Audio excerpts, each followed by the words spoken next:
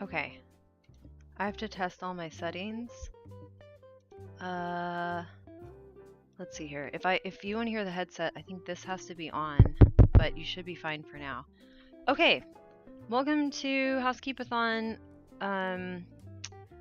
The new way to do it. Woohoo! I don't know who's gonna come through, if anyone, and if nobody does, again, this transition is very weird to go from being on one platform to a new one, but I'm still pretty optimistic that this is going to be smooth. I think the music is fine. The music could probably be, I don't know if it needs to be lower. I'm gonna leave it as is, and then, okay, pull this over here. I guess this can go down, or Kyle, hi! You need an avatar, don't you think? For your, that's what you would call that, right? Your little picture? Or you don't need one, but you don't have one. Okay. Hello. Welcome to this. I'll see if anybody wants to join.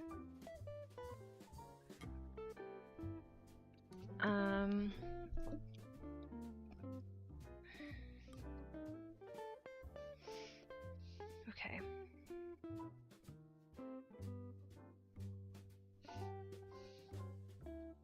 I have a cold, so I don't know if it would be great if I did too much talking. I'm just gonna keep my volume down. Or I have a cold and my throat is bothering me, and I still don't fully know why. So I think I'm gonna have to make a doctor's appointment tomorrow.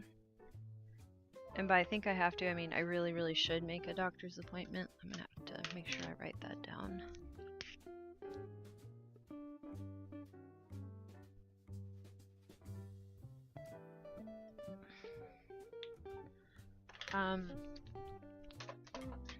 Yeah, it would be kind of nice to be able to just not worry about it too much. I think I'm gonna put this onto my headphones, or I don't know if I want the music on or not for me. I think I'll leave it off my headphones. Okay, I just need to make sure everybody knows that might want to go. Come.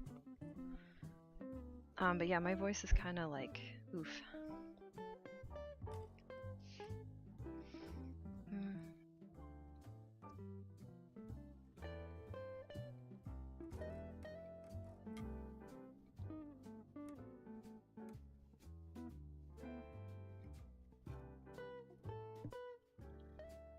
HKAT today, question mark. So, okay, so I'm just gonna try to like speak at a really low volume and see if I can like power through that. So this is Housekeep-a-thon, which got named that because it's kind of like a gag that I liked for the name, but it basically is managing your space, managing your possessions, and trying to have like a sensible system that works with an autistic brain and your space, and that's the whole goal, is to create that condition gradually over time, a little bit through trial and error, and then also through talking while going through that process to other people who have overlap, and just to like dismantle shame, just being able to talk about it at all, any of the things that are stressful about doing this kind of life skill and trying to improve it as somebody on the spectrum, because it is an area that a lot of us really struggle with and don't have good coping strategies in place. And the coping strategies I think that will work for a person on the spectrum are very different than what you're going to learn from kind of best practices that most people will tell you. At least that's been my experience. So this somehow helps a lot. Has a little bit of body doubling sort of quality to it. I've heard of that concept, though I don't understand it super well, to be honest, at all. But it seems to have overlap with that. But there's something else about it that's really special, and that's the fact that streaming lets you kind of like stand in front of people in this abstract way and not feel ashamed that this is something that is hard for you. That's at least for me, and I know I'm not alone in it. But yes, this is kind of a pragmatic way to deal with shame as well as to get it accomplished. So for me, I have a lot of things I want to work on. Definitely laundry and putting away clothes is a big thing I'll be doing today. I was thinking about leaving the video on so that people could see something on the screen, but I'll just be moving in and out anyway. And when I've put the camera on for these sorts of streams on Sundays, it just never felt as good for me. And the point of it ultimately is that like this is a functional stream. Anybody that comes on, I don't expect them to have a camera on either, because I think it's just better not to have a camera on most of the time, with exceptions where it does help to get it done and to deal with just what we would call like brain stabbies, or it's like your brain is just kind of shooting off signals of discomfort that are extremely hard to work around or ignore. You can't ignore, you have to process them in some way, and this whole thing gets a little bit sidelined. This whole goal gets sidelined if it's like, well, and I also have to be on camera. I probably don't. So yeah, that's the messy introduction. Lately I've been feeling a little bit self-conscious about how I'm explaining things to people. Don't know why. So hopefully that explanation has been successful enough.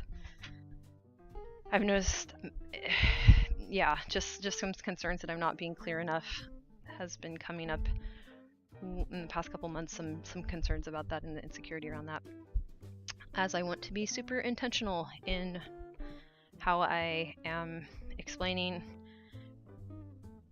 my thoughts and really specific concepts that I'm working on, like little thought inventions that I'm trying to work on and refine, because that's what it comes down to when you're accommodating having a different neurodevelopmental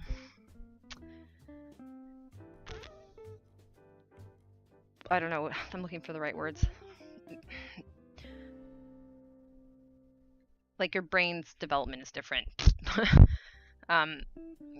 That's going to create problems for even explaining it, because it's really structural at the end of the day. So all of this is to try to turn it into normal human communication, just normal ways of talking, and it's really hard. So I'm trying to do that without having my language get too abstract, even though I'm talking about something that itself just has to be abstract, because I'm talking about neurodevelopmental differences that I have in my brain and other people do too. And to work with them and to have just a quality of life that is reasonable as an adult is a challenge that I'm getting better at, but, well, not even better at, that I think I'm addressing more successfully and more directly as I keep working on this peer support model and these sorts of streams. But it is pretty weird. Like sometimes I'm like, this is a weird thing I'm doing. And I still think I feel kind of shy and self-conscious moving over to YouTube, even though I'm gonna have a smaller reach an audience, and it may be very, very small, which I'm sort of anticipating and bracing myself for, but then there's also this concern that I don't know who will pop in and want to leave a good impression and, you know, present myself in a way that's concise and clear what I'm doing. Okay, so let me get the chat on my phone so I can see it just in case there's anyone participating in chat. Thanks for being here, Kyle, even if you're just like lurking and listening in. That's nice. Even if it's just us, that's great. That's nice. Check my volumes. Okay, sounds good to me. Thank you. Yeah, no, I appreciate it a lot. I mean, it looks good though. Like, definitely the chat is a little bit of a workaround solution for now, but it's not too bad. I know there'll be other ways to make the stream a bit more fun, like in the way that Twitch kind of builds into the platform itself, or, you know, has, if not Twitch built it in, and there's third-party applications that work very well with Twitch. I know there's got to be ones that have been developing to do the same sort of fun bells and whistles on here. Okay, so then I'm going to do more stream of consciousness a little bit and just share where I'm at to practice getting to do that in this area of the internet that I may feel a little bit shakier about introducing myself to a new audience of people.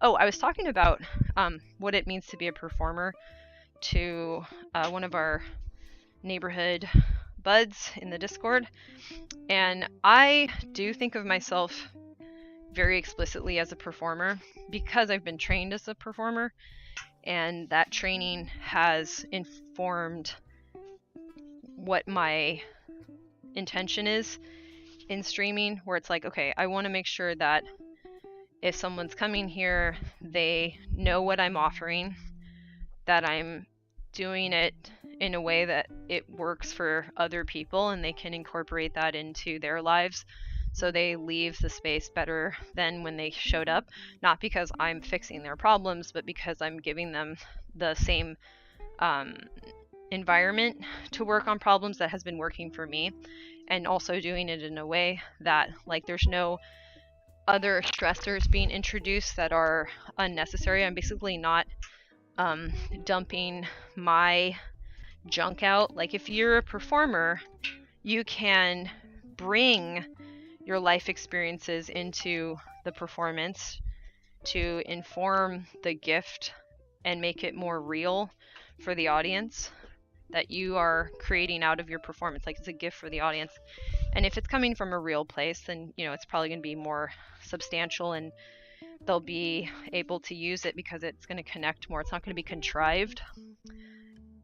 So that's what I think about here is like, okay, I'm bringing something real, but I'm also not treating the audience as like a therapist or, I don't know, like some sort of a thing to feed me. Like, I'm good. The audience is there to get what they need, and that's sort of the same concept of like when you get on stage and you're telling any sort of story with your art. There's any narrative element to it. There's any metaphorical element, allegorical element, where a story is within what you're doing. Like, there's a story there. It's like, who's telling the story? It's not you, it's the audience. Like, they're going to tell the story from their life experiences that's going to connect with them. And again, if you give them true things to work with, that story is going to be way more not only like believable, but they can actually build something that is true to them because you've given them something that's like universal about our experience as humans and in life, and just our perception of the universe in ways that are more stable, and once again, like universal things about it, about this reality we share. So if you give that to people, then they can bounce off of that with their own memories. It'll connect, it'll land, it'll read as real. And that's how I treat being a performer. Now, with streaming, there's a lot of people who it makes more sense to think of it as they are, I was saying to the particular neighborhood friend that it's like inviting somebody into your home, and for autistic people, that may be to do some parallel play, which is something we very much enjoy. And that also makes a lot of sense to me as a motivation in one application of streaming. But I take gumption when it gets to the point of also, you do need to be a performer for some of these goals and for some of these intentions as a streamer. And I'm glad that I have that training so that I can explore streaming from that perspective. And I think that will be very helpful for this, my approach to peer support. It's like we are working on something together while also creating healthy boundaries, which a performer does create, where I'm not dumping stuff on you. You're not here to process my stuff. Like, you're here to process your stuff. And that is a shared space that I think the performer audience occupy, where it's like, I don't know what the audience needs to process if I'm a very good performer and my skills are very well honed, my craft is honed, so that, you know, they can focus on these universals being in the performance that they can connect to, and then process what they need to process. Like, your life is your own to process. You're the only one who's lived it. You're the only one that knows all of those ins and outs and have the memories and have the conceptual understanding. Like when you first learned various concepts, the chair, the color purple, whatever, the book or the actual color or the movie.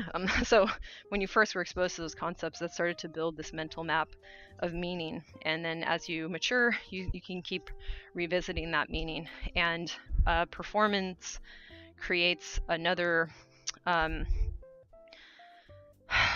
juxtaposition of concepts for you to consider to create even better and stronger understandings of your own conceptual universe and all the connections and how you interpret it and the meaning that it has for you. I hope that makes sense. Sometimes I think, like, okay, here's where I'm at. I mask with the words that I choose to couple together as I'm speaking. So sometimes I decide that the words I'm coupling together are not going to register for other people in the middle of creating this this sentence or paragraph that I'm speaking into existence. In the middle of it, I'm like, oh man, oh no, maybe abandon ship, but then I've sort of like messed up what I was trying to say. It would be better for me to just commit to what I'm saying and then perhaps paraphrase it after. I think I used to do that a bit more. Maybe I'm trying to avoid criticism for saying it in a way that somebody might not follow along and then question why I phrased myself the way that I did, as if there's some motivation to like exclude people or something, because I tend to have a vocabulary that's pretty dense, I would say, and also has some jargon in it that I'm using sometimes clunkily because it's still outside of my field. Like, I don't usually get to talk about maybe classical ballet where the jargon is more solidly in my experience, and I think I can speak, maybe not as an authority, but certainly as somebody with some degree of mastery. Whereas like if I try to pop into neuroscience, I'm not really that person, but I also think that those terms should be the model that we adopt. So it's weird to be in this place of like, I want to use these more sophisticated, precise and specific terms, even though I don't really think I have them situated perfectly. But I also think that lay people should start to pivot to using them. And even if it's clumsy, it's better than what we were doing before. But I have to convince people of that while I'm speaking, and that I feel like I have to explain my reasoning maybe before I even start talking, because otherwise I'm concerned that people are going to judge me as trying to sound, trying to sound some type of way in a social hierarchy, and that's not what I want to do. Rowan, hi! I was just giving some thoughts about, like, I've been a little more self-conscious lately about the words that I'm using. In the middle of a sentence, I'll be like, oh, maybe I shouldn't be using these terms from, like Lisa Feldman Barrett. And I'm like, but no, I should, because I want to encourage people to use these models. They're more powerful than the osmosis models that people get from our culture, because those models mean almost nothing. They're signifying this vague thing, and I want to signify this very specific thing that even if it's complex and takes really some time to understand, and I don't believe it's possible for me to understand at the level of the people that I admire. Like anybody who works with Lisa Feldman Barrett can really understand it. But it's still accessible and it's way more accurate. It's better to do that a little bit messy than to work with the concepts that people just kind of spit out after being enculturated by our current society. But even all the things that I've just said, I'm concerned that people will see me as trying to sound elitist or something, or maybe not elitist, or like just being a jerk. Lately I've had a wave of being self-conscious that I don't really know how to unpack yet, or maybe it'll just like phase out on its own. But I've been feeling a little bit more on edge about people not understanding. Well, here's the thing. I'm a little bit more visible, I'm a little bit more unmasked, and the way that I speak has a lot of variation to it, because I have learned code switching and I have special interests that I prefer as my model of the universe, and I want to share that. But once I switch into it, it sounds like, why are you talking so weird? I'm like, well, I'm proposing this as a way that we can remodel our understanding of the universe, that this is a model that's already existing, that I've had some exposure to, and it works really well, and it's actually very accessible. But it sounds like I'm trying to be, spitting out some jargon that's above my pay grade. So these are some concerns I've been having. Right, I don't always know how people are perceiving my words when I'm using specialized jargon, but I feel like it's necessary to use that language in order to speak about it accurately. You have to. And the problem is, the problem as I currently understand this, and this is in process right now, is we are using a lot of jargon. So a lot of jargon is getting used. And unfortunately, if you drill down on it, people kind of become very self-conscious. They'll sort of laugh it off as if it's common sense. And I'm like, no, jargon is not common sense. Like, jargon doesn't emerge from this sort of like, jargon doesn't come from enculturation. Jargon comes from study. Jargon comes from making very specific decisions to use these terms to talk about a specific model that you are proposing to categorize phenomenon, usually in human behavior and society. Okay, great. So a lot of the jargon that we're using is of that kind, but it's not understood. And then when I propose different jargon, it's almost like it sounds like I'm saying, well, have you considered this model?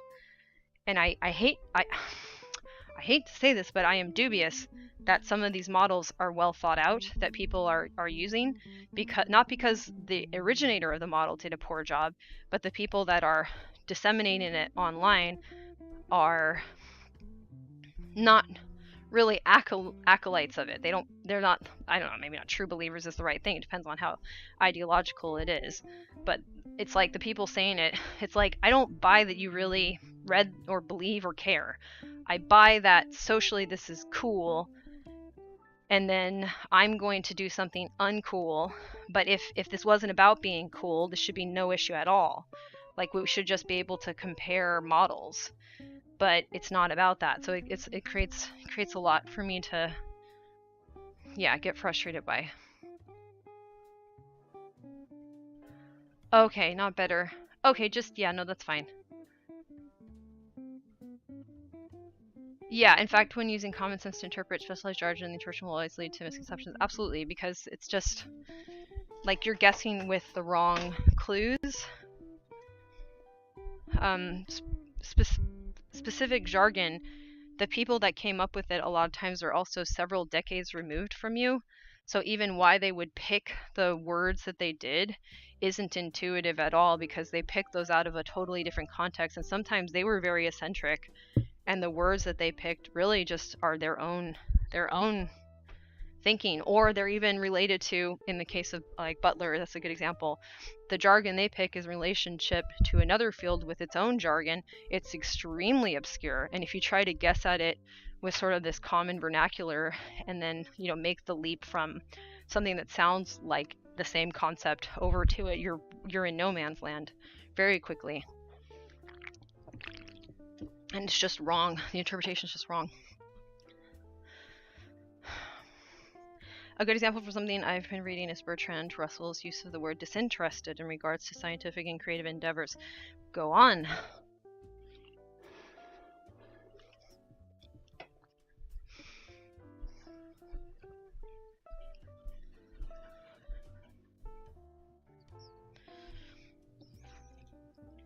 Or do go on, please. He's not talking about being dispassionate or disconnected from the idea or the project.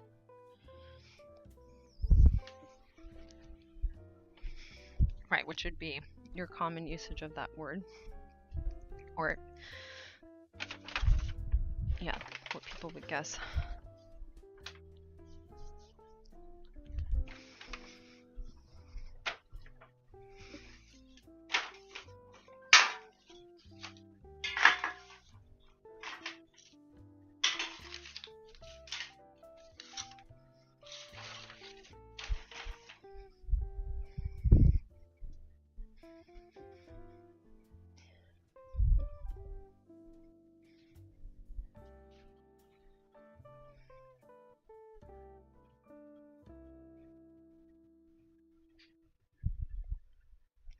He means to have the ability to separate your own personal agenda or personal ends from the project in order to focus on the work itself. Right.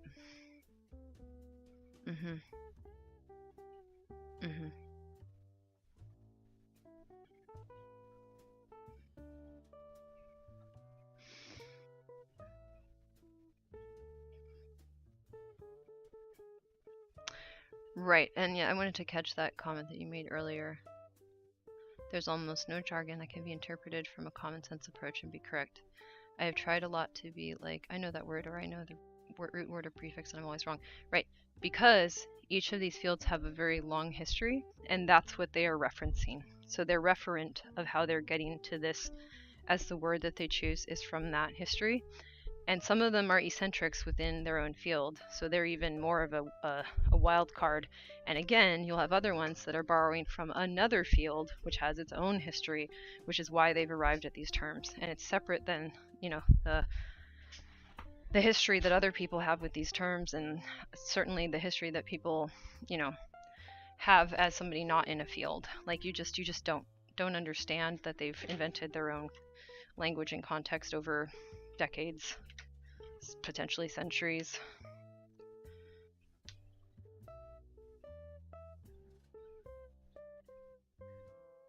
Yeah, that would never be the common sense interpretation. It sounds very cold from that approach, right? It has what's implied, the shading of it is very different. And for many reasons, including the time that Russell was alive, his own field, other factors that are incalculable because we can't know everything about how someone arrives at that in his own personal eccentricities, his own mentors, the models he was trying to pay homage to in his own wording. All of that's playing some amount of a role and a different amount for each individual who has all even the same factors playing a role. So yeah, if you think of it that way, then it's like, okay, this makes sense. We're gonna have to just spend more time explaining what we mean. But that is not currently popular, which is extremely frustrating because the kinds of words that are popular demands that. That's how those words came to exist in the first place. So then if you don't have that attitude as popular, it's kind of like setting people up for a lot of unnecessary problems. I mean, I guess we're learning from them, but for what?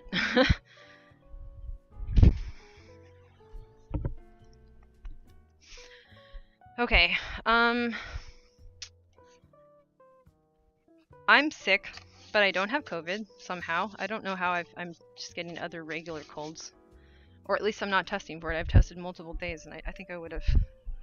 But I'll get some more tests. But yeah, no signs of that, so I think I just have a cold. Yeah. Although, you know, stay vigilant to make sure. I'm not seeing. If I had the antigen, that's the one that gets it the fastest, I think. I don't really see anything.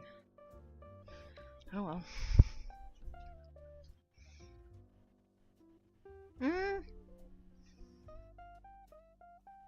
No, I think it's just the bleed. Maybe. I mean, I'll test it again. Oh no, I don't think so, actually. Staring at these cards until you're like, maybe that's a faint line. Maybe. You know, I might have it. I might finally have it. That looks like it could be the faintest of lines.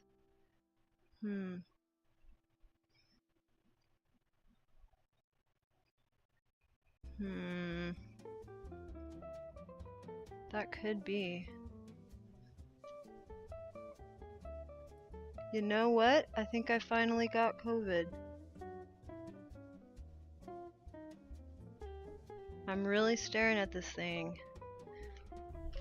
Damn it. Yeah.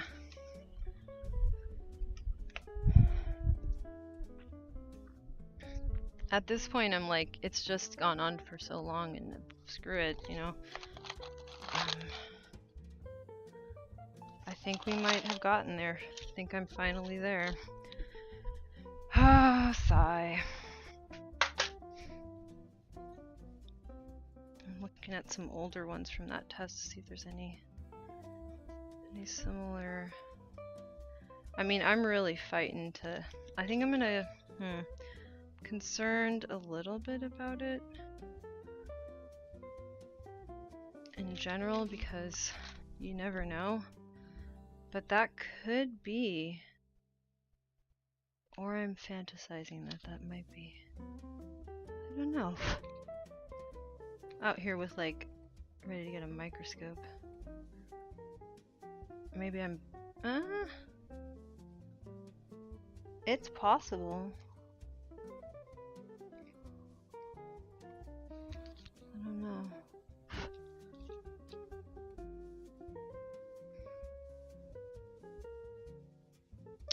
It is possible. I thought I saw it for a second, but now I don't know if I'm just.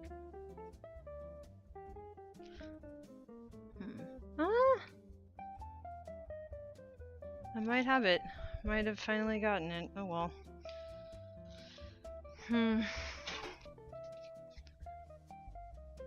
Had a good run, yeah. Yeah, I don't know.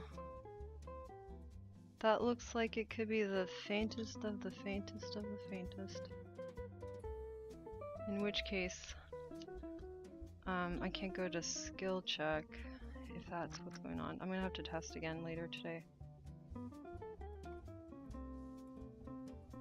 Boo. I think I got it.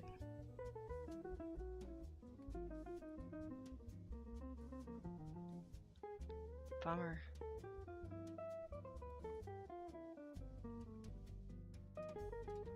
Or I'm I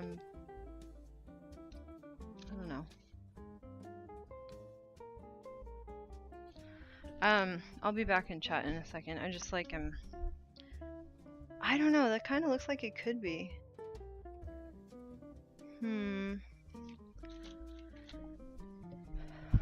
It sort of could go either way. I feel like 60-40.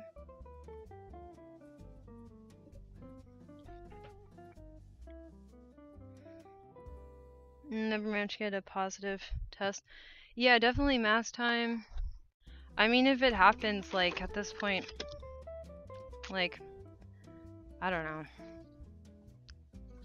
What can you even do?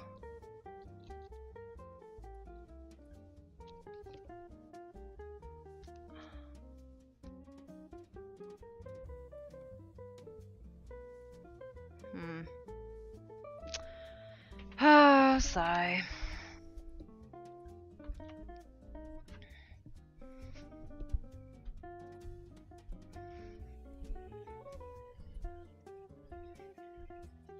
Yeah, I have like kind of a sore throat and like, I don't know, I mean, maybe it's not.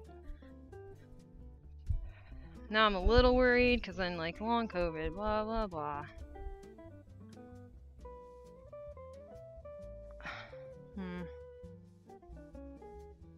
Maybe I'll schedule a test if I can.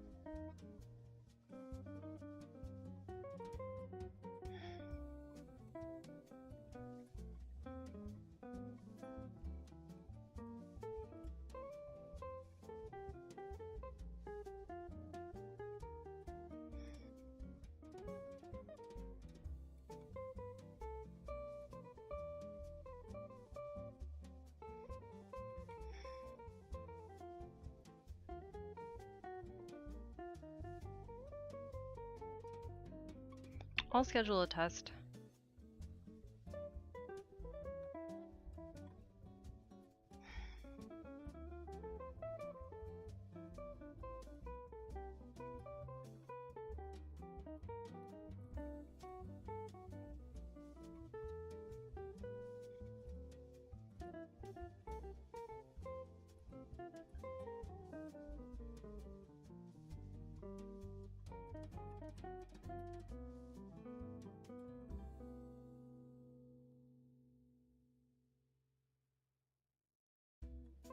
That's a bummer.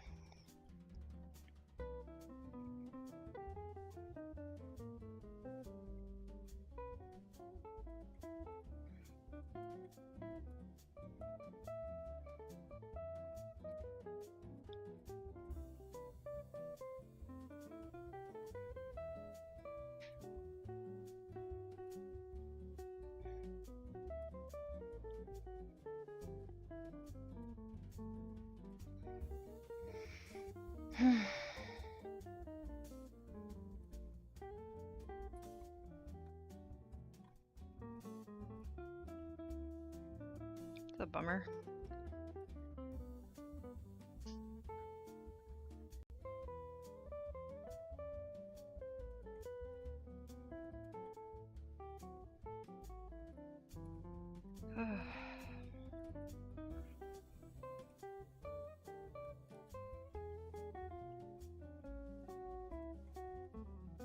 Sorry, I'm just setting up the appointment.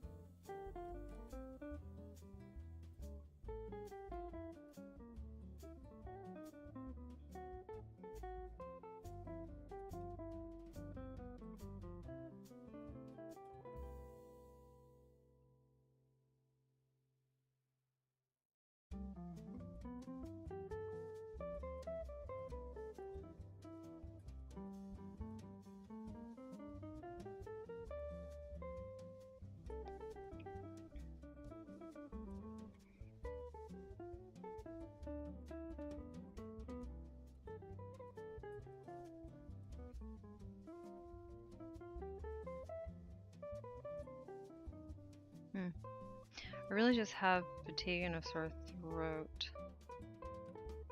How many days have I had these symptoms?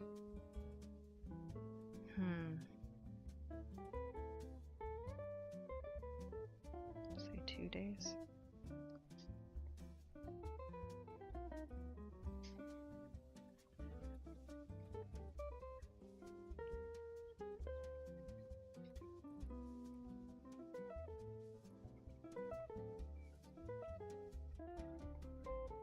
Alright, sorry this is so boring.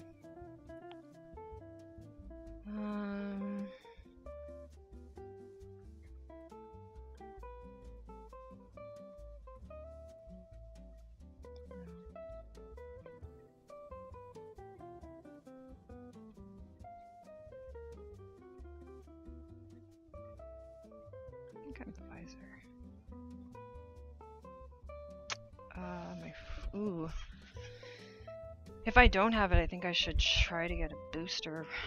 If I can get another booster, which I think I can.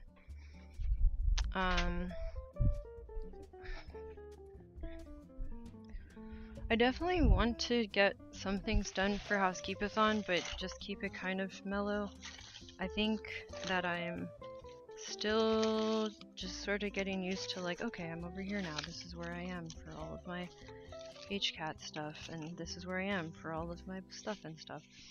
And that is good, but also I'm not used to it, and I am trying to not push myself too hard. Which is hard to, you know, encourage myself to do. I'm in a weird headspace lately of assessing my goals and how realistic they are and blah blah blah. So then if I get sick, like,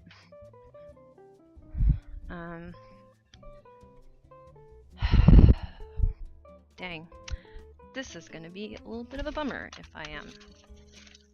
I'm not going to sugarcoat it. That would be kind of crap. Also, where is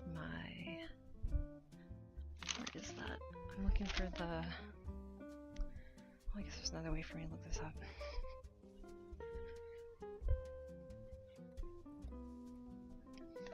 I have some concerns that, like, it's been so stressful lately that maybe it knocked my immune system down a little bit, and that's where I would have been more vulnerable.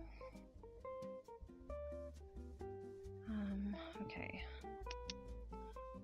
Which would be understandable.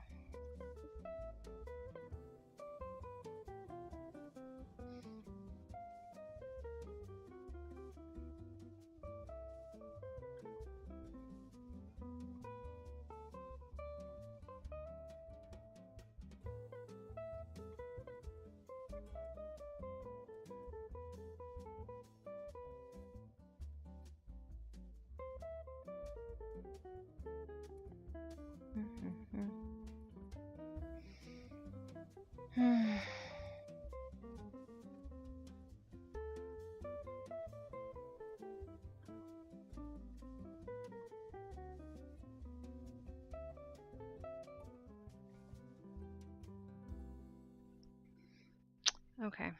Yeah, this is super boring right now, and I apologize.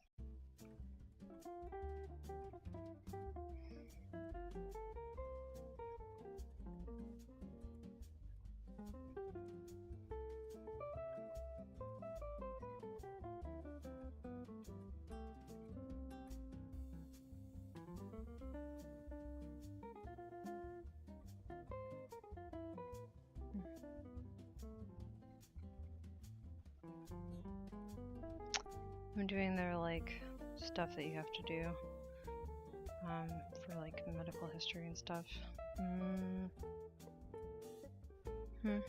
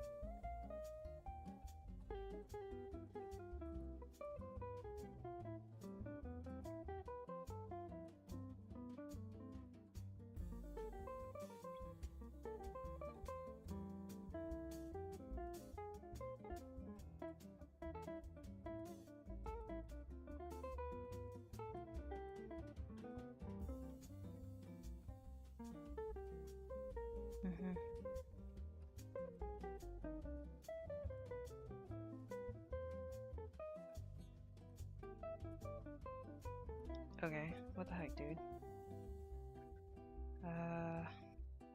Wait, I want to skip this. Wait, what? Brother, oh my god. Messed that up.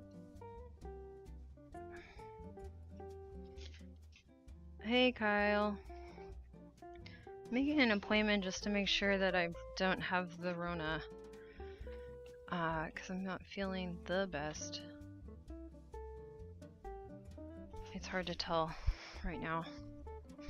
It's really just like, I've had issues with like a sore throat too, so it's like, I don't know. But I'm gonna go get it tested at a clinic to try to see what's going on. Kind of a bummer. I'm right now psyching myself out with like a home test that if I return it in just the right way, I'm like, maybe that's a line. Which I kind of think it is. I'm like, but it, you know, I also could be, I don't know. Put my glasses on and stare at it. So yeah, I'm currently at the phase of staring at it quite too much.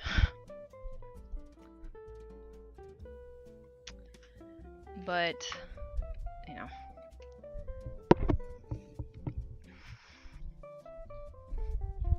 Put my glasses on and stare at it. Where's the angle that is like maybe?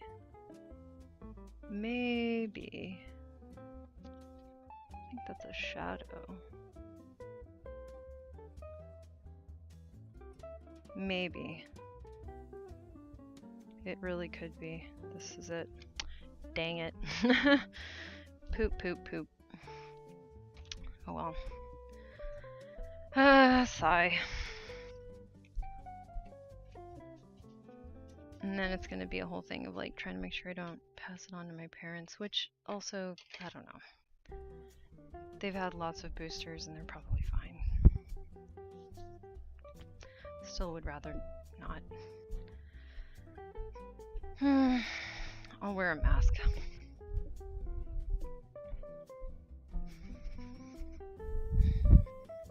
Anyways, so that's where we're at. Not the best.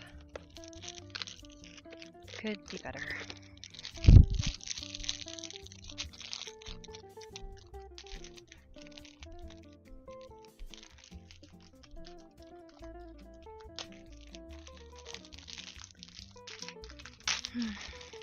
I'm working on distress tolerance a lot. And just like letting it be what it's gonna be. Letting people, you know, have their space. And I've been thinking about boundaries even more too. It's like, what does that really look like for me, and how do I like to think about it? And it's just like, if I'm with my map model, there's like a land in my map of where I can go and where I can't go, where I can meet a lot of people, but that's gotta be really small. Like, not a lot happens in that place, but hearing people out, sure. And you know, obviously not at the exclusion of things that I really want to do.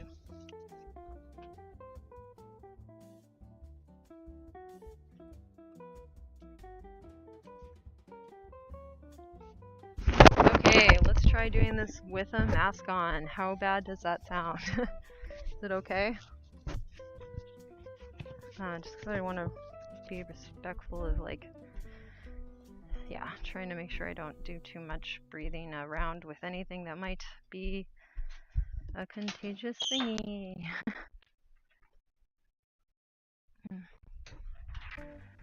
Okay. Oh, a pencil. Oh. Pencil got into the laundry. Didn't know that would happen. Sounds okay? Okay, just quieter? Okay. Should I put my microphone up at all, or is it fine?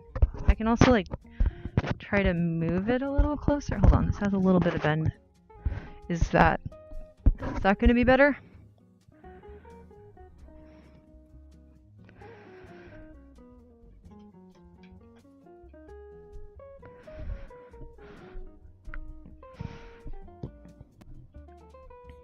Okay. Well, let's work through the feelings of, like, what is it to be sick? Being sick has come up for me because the book that I'm reading, they mentioned that some people, part of their masking and compensating strategies, like the compensatory strategy, would be to be sick, so that you could take the time off of school that you needed. And it suddenly explains a lot. Whereas, like, I was sick a lot as a kid, but also not really actually sick, but kind of sick, and I don't know what it was. You can hear me breathing more? Okay, well, we'll get away from that then. Sounded fine and less breathing sound? Okay, well then, like, that's better. Here. We'll just do that.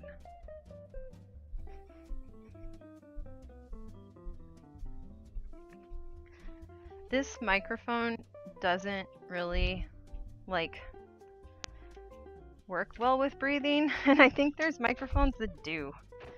Because I've heard other people with headset mics, and like, that sounds a lot better.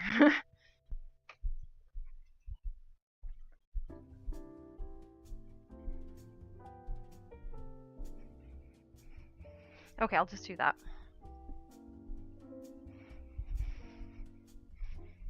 But yeah, so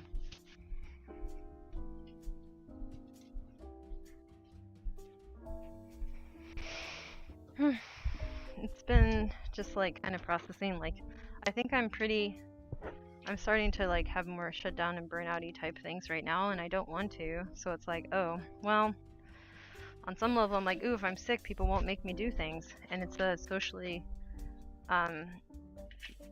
acceptable reason for not having to go in, but there is no socially acceptable reason for me having that where it's related to my autism. There just isn't, and I don't know. There's people that would feel like there shouldn't. I'm pretty sure there's people that would be like, oh no, that shouldn't even exist for you. It's like, okay, I guess.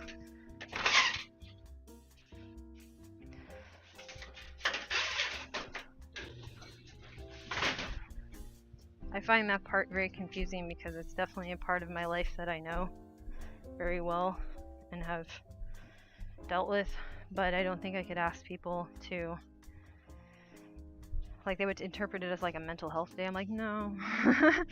Even that is not appropriate, I think, which that's really pushing back quite a bit. Yeah.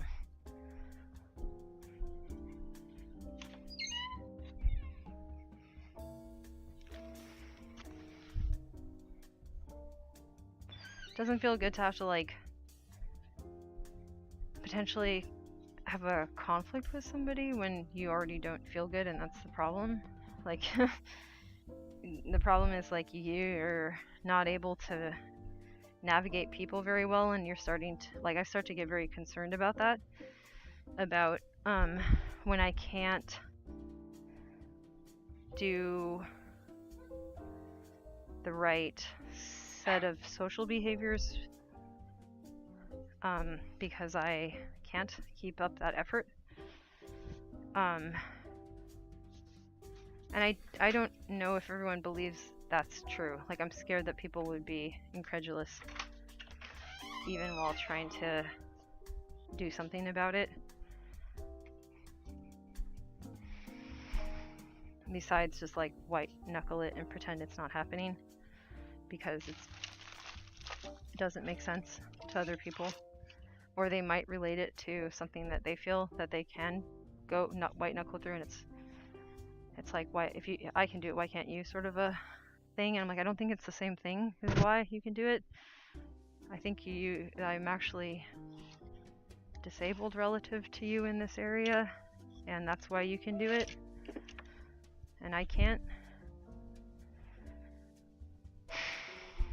But I can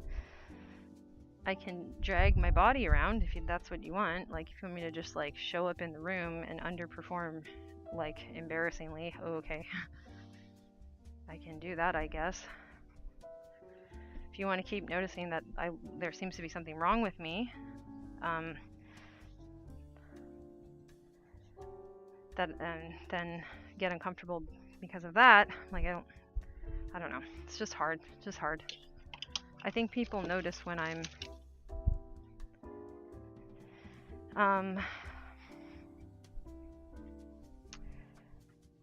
hitting a wall with my autism and processing and burnout and shutdown. I do think they notice. And I feel like there's this idea that you can just like make it go away really quickly. And I don't know how yet. And I don't know if it can go away quickly. So I'm like, well, I don't know what to do either.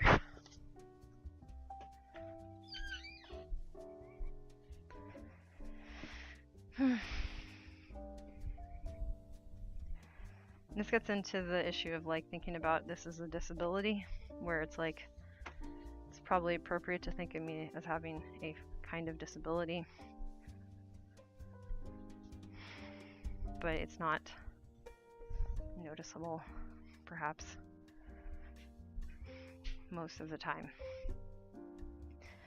But it's there. That's the problem. It's like it's always been there and always will be there, because I think I have a neurodevelopmental disability. I mean, I have autism, which can be qualified and classified as that, but again, like, I'm supposed to have one of the more subtle presentations of it, and I don't know what subtlety really means in this context. This is like one of those areas where it gets pretty confusing. Obviously within autistic spaces where these discussions are happening, this isn't such a strange thing to say. But just being told that like you're overthinking, like I'm basically creating my own problem, is what I'm really afraid of, because then people won't help me. Do you see? Like I'm like, I have something, there's a disability here, I need more help. And if I say this to the wrong person, then they'll ridicule my belief that I need help as false, or do some sort of like it's attention seeking or blah blah blah. So most of the time I've just held this sort of thought inside of myself while reading. How many books do we got? 1, 2, 3, 4, 5, 6, 7, 8, 9, 10, 11, 12, 13, 14, 15, 16, that's not one, 17, 18, 19, 20, 21, 22, 23, 24, 25, 26, 27, 28, 29, 30, 31, 32, 33, 34, 35,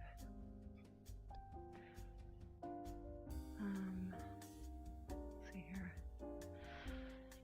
I didn't do that one, 36, 37,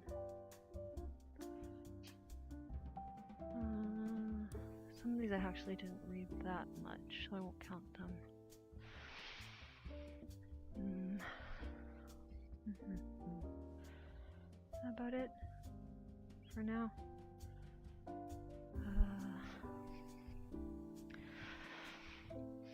38.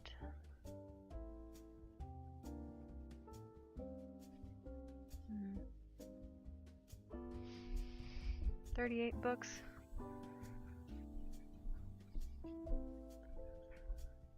To try to fix me by myself. So nobody would think that I am not trying. Alright. So that's the thing. That's the whole thing. It's like that doesn't make a lot of sense. 39. And I'm sure I can find 40 if I really go through all this. 40. There you go. 50 probably. 41. Yeah, they're all over the place too. But yeah, I've certainly read about 50 books over my life. Specifically to try to make it so I'm not having a disability. That sucks.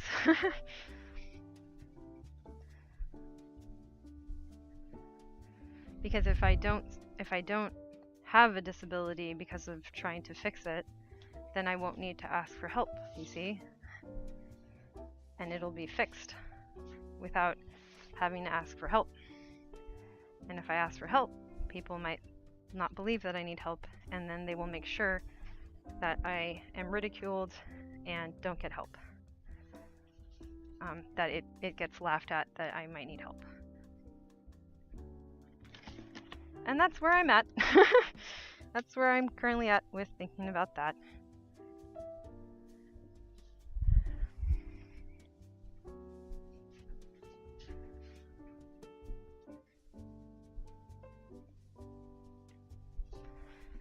Which just feels really inappropriate. So my brother has a diagnosed disability, and yeah. Sorry I'm a little down today. I will work through it. Probably just like some amount of like alexithymia of confusion of like, I feel sick, or I feel this, or I feel concerned, or I feel worried about being sick. What are these feelings? Which one's which? I don't know.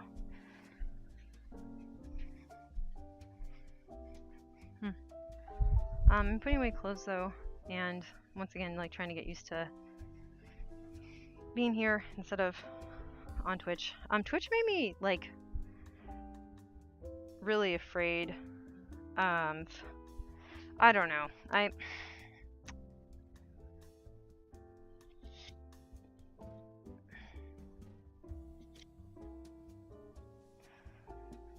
think there's a lot of ridiculing people as a norm.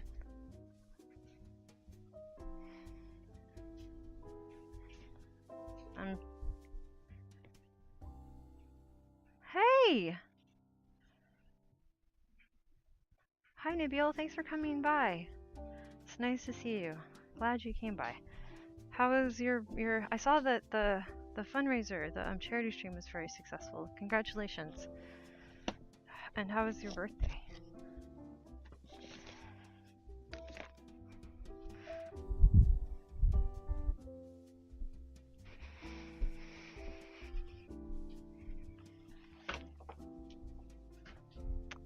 I'm currently putting away clothes, which I haven't done for some time, so that's nice.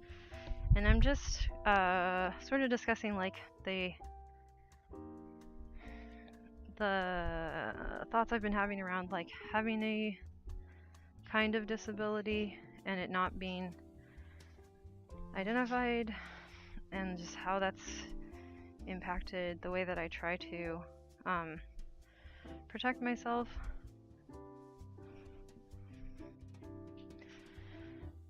Oh wow, that's even more than I thought. Wow. Oh, wonderful. Congratulations on all of that. That must feel really special. What was the name of the charity? If you wanted to mention it or drop, I think you can drop a link too. I mean, not that it would do a lot of good here, obviously. This is a very, very unpopulated tiny space, but you know,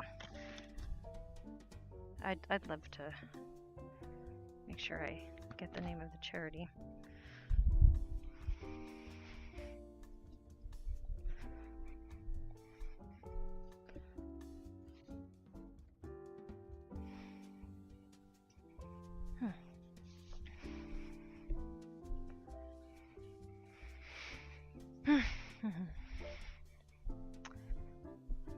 Yeah, sorry for the breathing being so weird and the sound being kind of weird.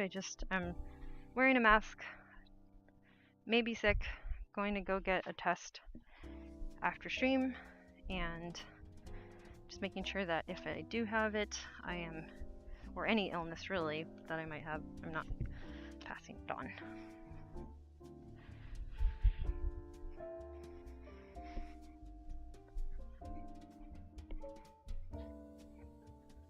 As I live with other people.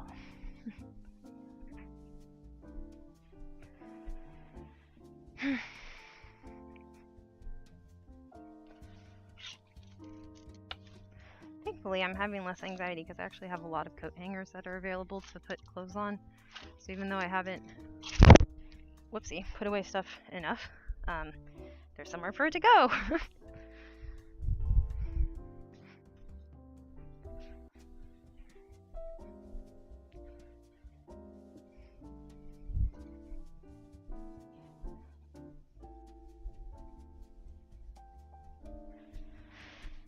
I'm also realizing that I've had a difficult time knowing where to put feelings that were more focused on being worried.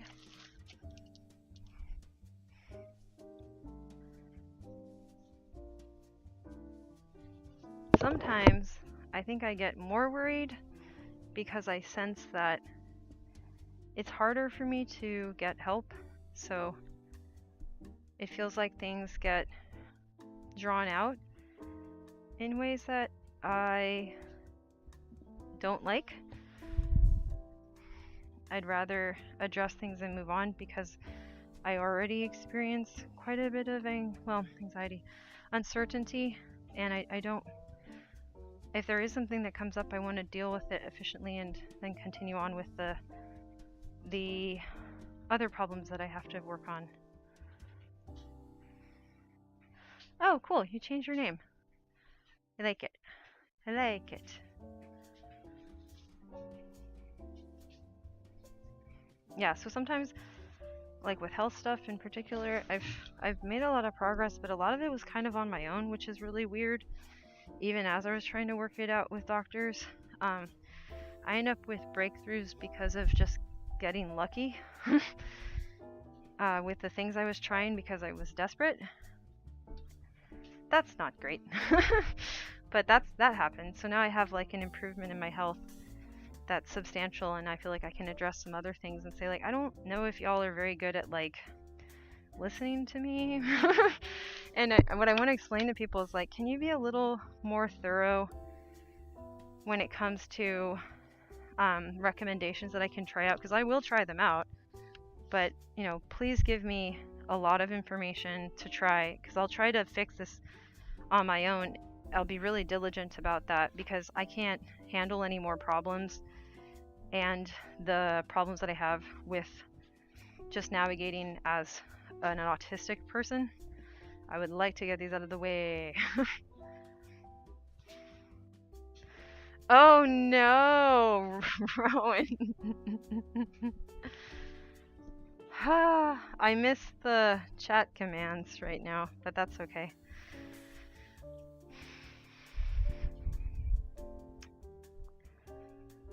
I'm sure there's lots of little interactive things we can add that I'm not thinking of yet. That is a joke for anyone who's concerned. It's a joke. Okay, so yeah, putting away clothes, thinking about mismatches and communication.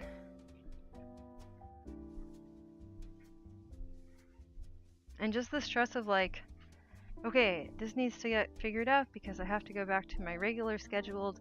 My life doesn't make sense unless if I try really, really, really hard. This is my lot in life. It's true if people believe me. It's true if people don't believe me. It's true if I'm having a good day. It's true if I'm having a bad day. It's true if I'm sick. It's true if I'm well. It's true, it's true, it's true. And it's true. So if there's other stuff that I can kind of get out of the way, I'm very highly super motivated to do that.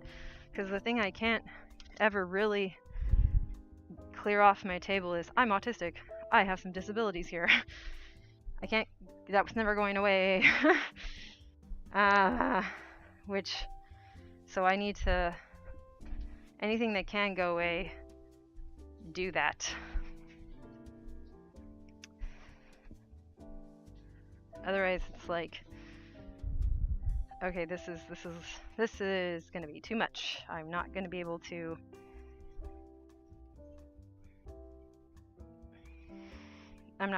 budget around that many things going wrong.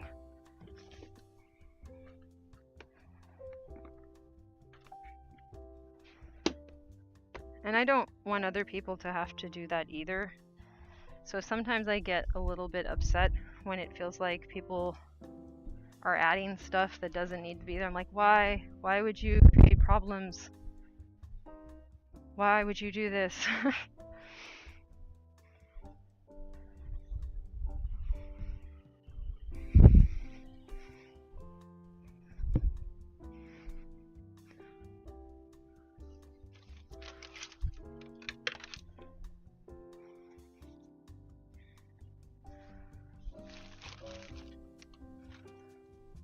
So yeah, I'm proud of the problems that I've managed to have enough, or I guess protect enough bandwidth and kind of slightly white knuckle through to get cleared out that aren't going to be resurfacing. This is good. But that means if I get the bandwidth to deal with that, I am going to lose the bandwidth to deal with just the everyday. Because it's a measure of like my energy and my ability to tolerate and recover from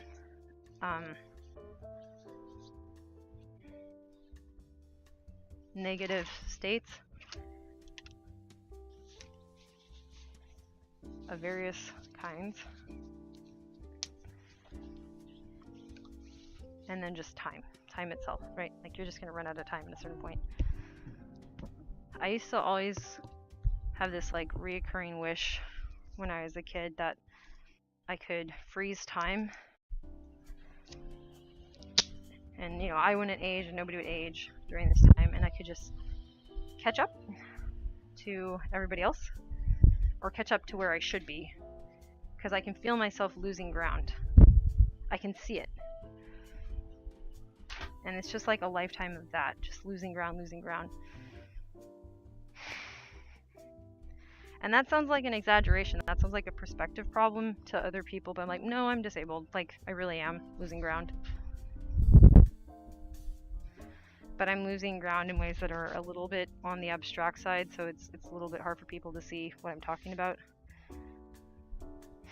And it's not their problem. Also, like, why should they?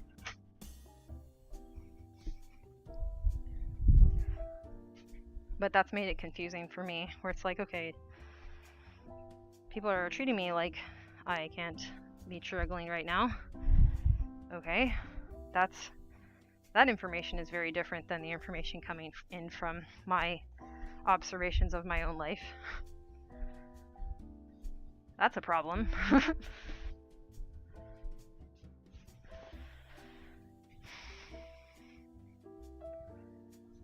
Doing mischief and whatnot, and I'm just like, I just want to be able to do the stuff I want to do or I'm struggling to do and don't have time for. Yep. See if like sleeping would help and then get up and do the thing, you know what I mean? Have the time to fail a whole bunch of times without somebody seeing me failing a whole bunch of times.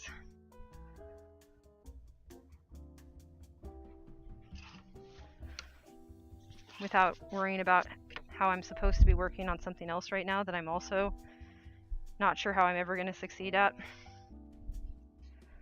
I wanted the time to try, fail,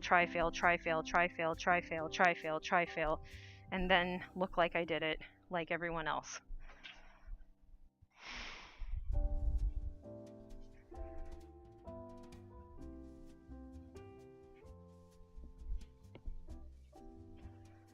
Not because it's good to do it like everybody else, but because that's the expectation. And if I don't, there's consequences. And yeah.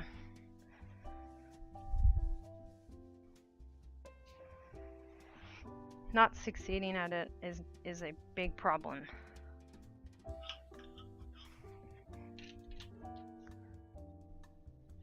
For a variety of reasons, depending on what exactly the thing is.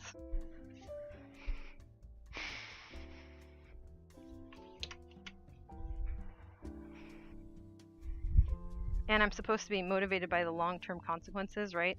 Sometimes people think that's why I'm struggling, is I don't realize the long-term consequences. So they'll quote-unquote motivate me by telling me the long-term consequences. I'm like, oh, wonderful. So I don't know how to fix this. I don't know if I can. And now you're telling me that it's something to catastrophize over. Thank you.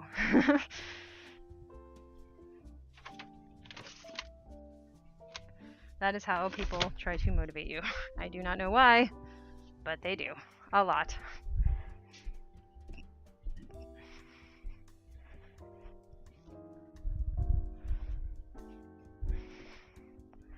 If you don't X, then people will Y. And I'm like, do they have to? Do they ever make an exception for anybody and not do Y? Because Y sounds terrible. And they're like, no, they always do Y, so you must do X.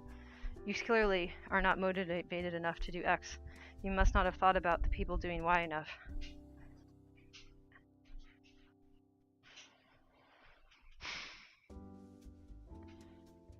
I've always wanted to be able to stop time when I sleep. I have had that thought. Then I can utilize every hour at my disposal when I'm awake and never feel like I'm falling behind because I have to use a third of my day to sleep. Yes.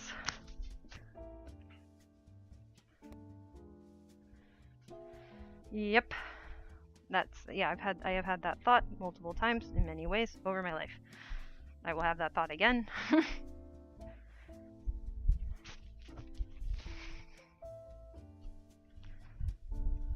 I hope that I'm addressing this without a sense of like complaining. I think this is just unfortunate. I think a lot of things that I'm thinking about right now is just kind of unfortunate. And it can get to be in a better place, but for now, I'm feeling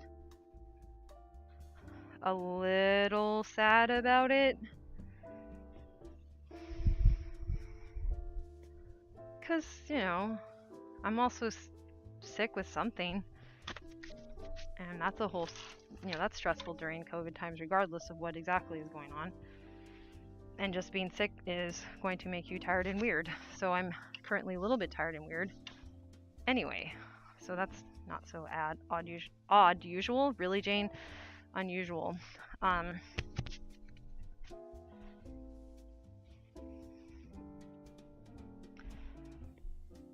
But yeah, this is like a really specific thing that I'm trying to talk about that I think I feel a little anger over, even as I see it as just like kind of unfortunate and weird.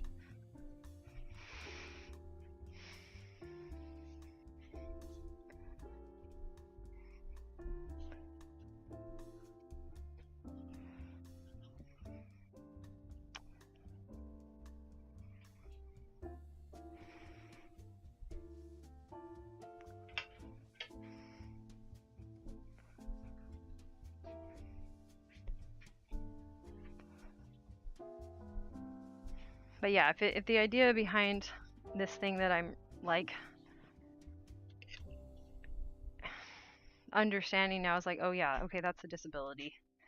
That thing, this idea that like, oh, I'm making an excuse. I'm trying to get something I don't deserve. I'm trying to get something out of people. I'm trying to take advantage of people's X, Y, or Z because of claiming to have some sort of disability. So why would I have read like 50 books to try to solve it without anyone knowing?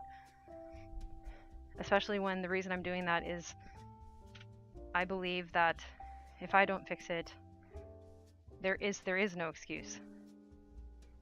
Wow, that's what I believe. Oh no. Oh no, I still believe that.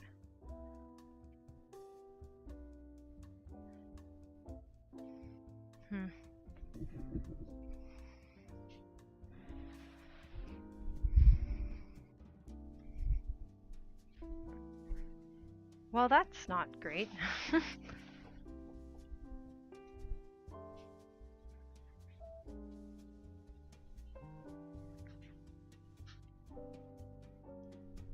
I would like to get to a better model in my head with this, because that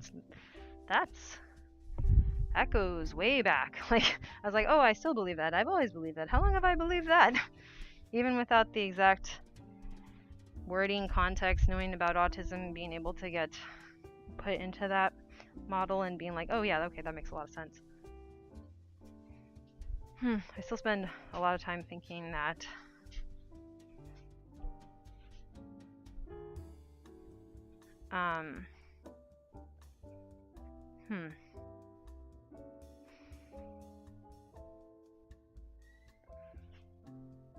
it sort of doesn't make sense, where it's like,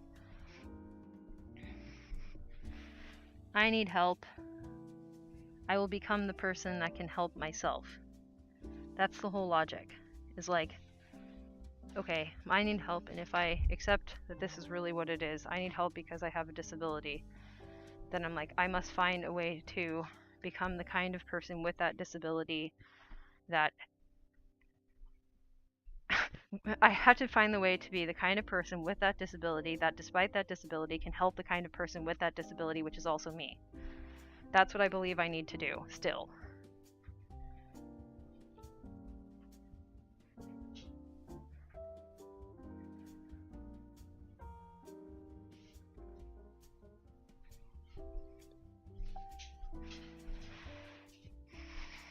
And because the disability seems vague and not to have a really good name for it, which is why I'm like, I think it'd be nice to have dyspraeuria as a recognized disability. That could help.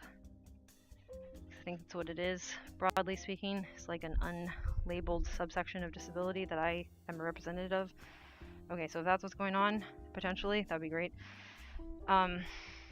Then I could ask for help, you see, and people would know that I'm not just making it up, because the ask for help would be consistent and clear. If it's not consistent and clear, they might not believe me that I need help, and I will not get help. If I cannot tell them exactly how I need help, they will not believe that I need help. This is another thing I have internalized deeply. So I have spent my life trying to be, let's go back to our model, the kind of person with this disability that I seem to have. Let's just say that I have, for the sake of argument. I have been trying to be the kind of person with this disability that I have, working in a society that doesn't recognize this disability, but I have to be the kind of person with that disability that can figure out exactly what my disability is, and then exactly what I need, so that I can tell people and they will help me and believe me. I also have to be the kind of person with that disability that can convince people so that they will believe me. And if I get any of this wrong, nobody will help me and my disability will destroy my life. Hooray!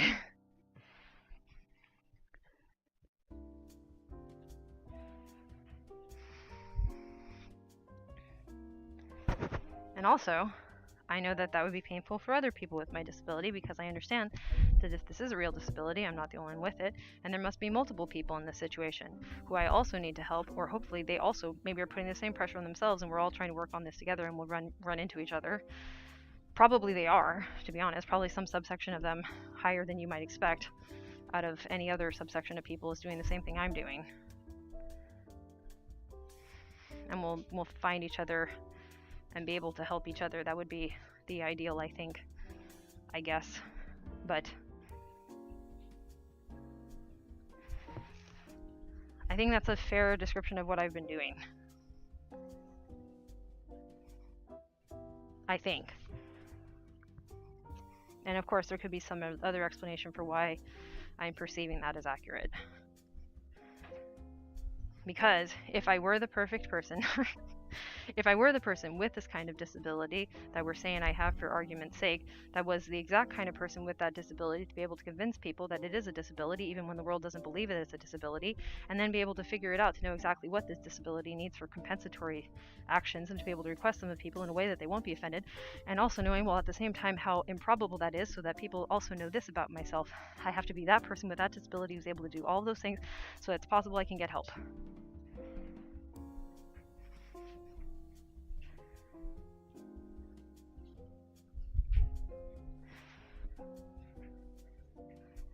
And this entire time, I still haven't addressed my disability.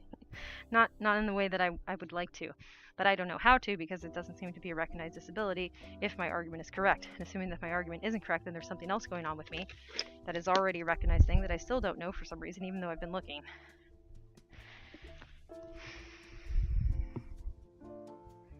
And that's a little scary, because then that starts getting into something where, rather than me being somebody who's thinking rationally and making logical conclusions, I'd be somebody that is irrational and illogical, and that's a little bit of a scarier place to be for me.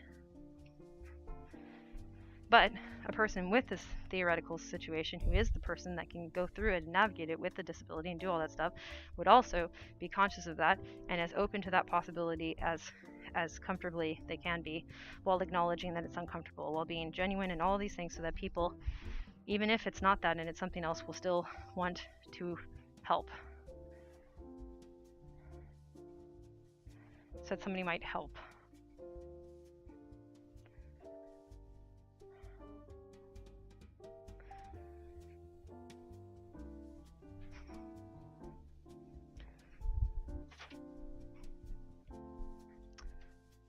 But again, they don't know how to help, so I have to figure out how to help. I need the person with a disability who can also do that.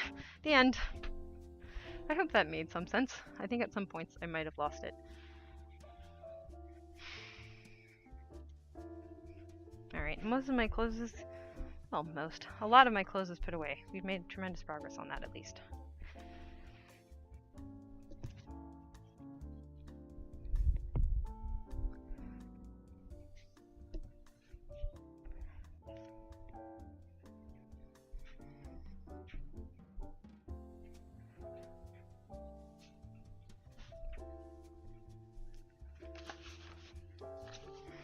I also have to be I also have to be aware that if I didn't express that correctly, and that some people might want to ridicule for me for doing that, that I don't let that bother me. I have to be the person with this disability trying to explain it in this way, trying to figure it out, who's also comfortable with possibly being ridiculed for trying to explore this avenue of getting to a solution. I have to also figure out how to do that. And then maybe my disability can be helped.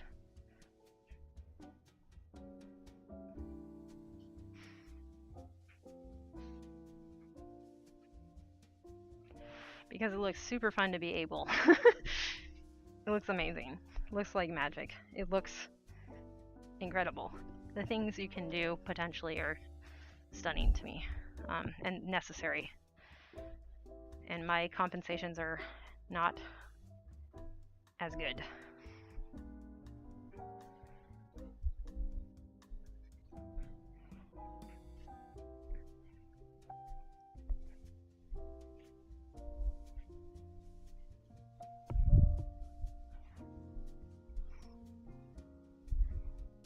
Sometimes I realized when I go to like an event, social event, again, I'm totally cool if I'm almost talking to myself this whole time, but like when I go to a social event, like a party or something, a lot of what I actually watch is how people are not disabled in that environment, that they're able in a way that there's something that they're able to do that I'm not able to do and never been able to do and never can do, which sounds defeatist, but it's just there. And I'm just fascinated, just like watching them doing it. Being like, huh, look at their behavior. Like, that's incredible. They're here in the same place that I am, and yet everybody's behaving so similar in a way that I can't. Wow. You know, and then you're like, is this the reason they're here? To behave like that? Is that the point of this? Is this for them and not for me? Am I messing it up?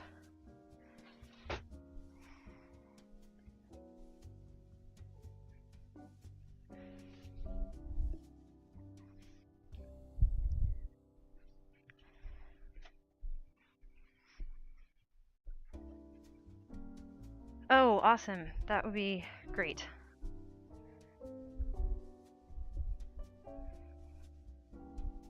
So yeah, so I'll see like a group of people.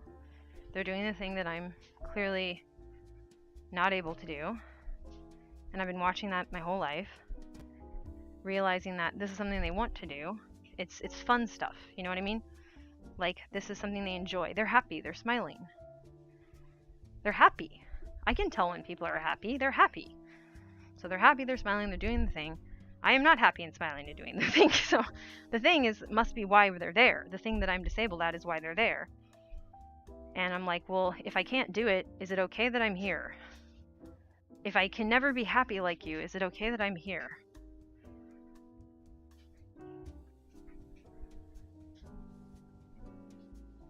Does it bother them that I'm not happy?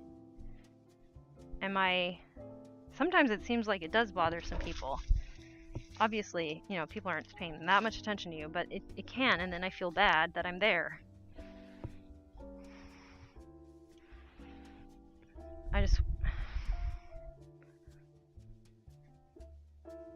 There's a lot of stuff like that is kind of the problem.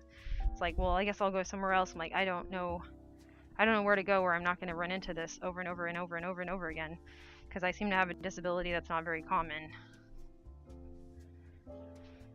And granted, much of this is autism itself, but I think there's this other extra layer of it that, like, I would like to be able to pinpoint better than it has been.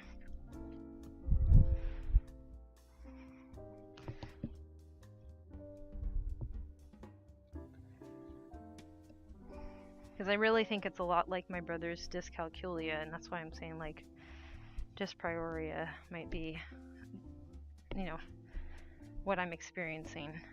Not just, like, being different and missing social cues and etc. and so forth, but also just, like, something in my mind is like, I don't know what to do here, and everyone's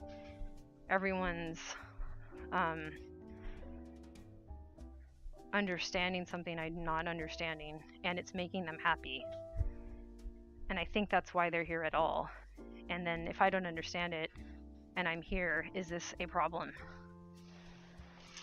Should I, if they knew what was happening, let's say we all knew a really good model of the brain, and this thing that I'm pretty sure, at least for argument's sake, if you'll indulge me, is real. If everyone knew, would they say, actually, we don't want you here? Do you know what I mean? Like, would that possibly be the conclusion? Am I in the way? Am I messing it up? Kind of like,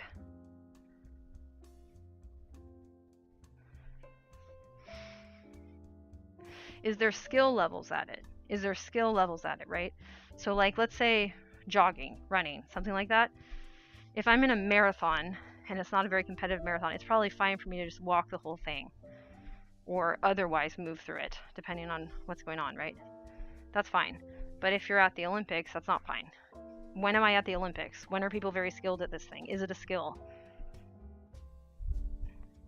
Probably. The way that humans work, yes, probably it is.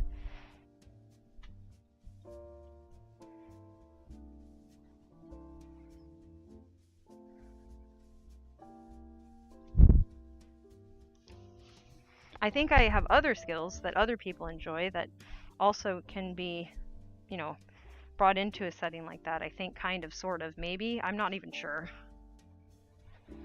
Get into jogging. Thank you for catching that opportunity to make a joke. Thank you. I needed that.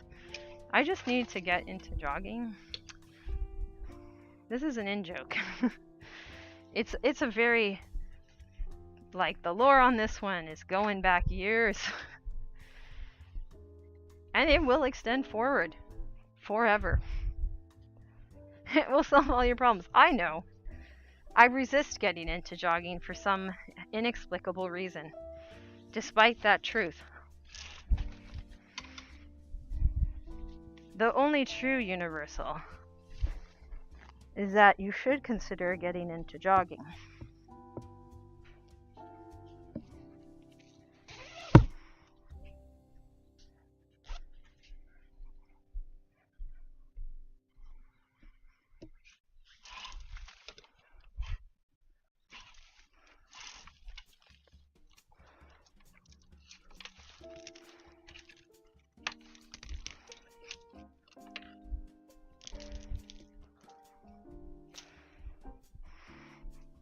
I'm not saying you have to get into jogging, but I'm just saying there's a lot of people who didn't. And look how it turned out for them. Some old country dudes at the age of like 7 just drinking lemonade and enjoying retirement. And then... Let's do it. I know it's coming.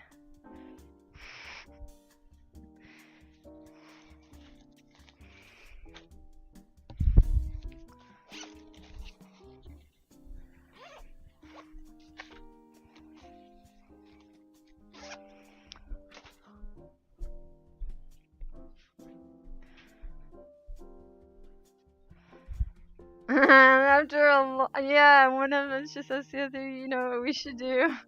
Get into jogging. It's happening. We're doing it. We're doing it. Be a Golden Girls reboot that's very much not like the Golden Girls in many ways, but in other ways, very much like the Golden Girls.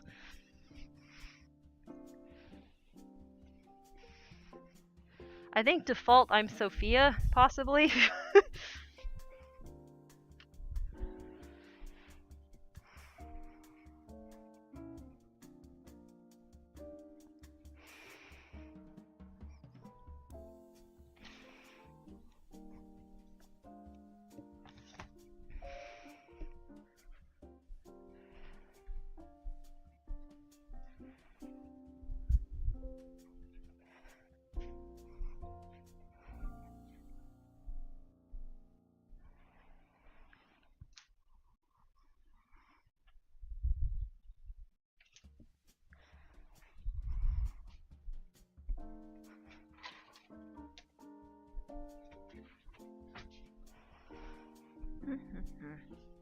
Alright, progress is being successfully made.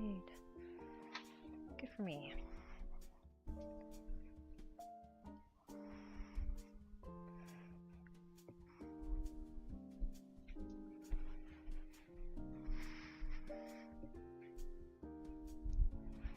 Alright, so kind of moving along here. It's 1:45-ish. So only an hour 15. Woohoo. Not bad.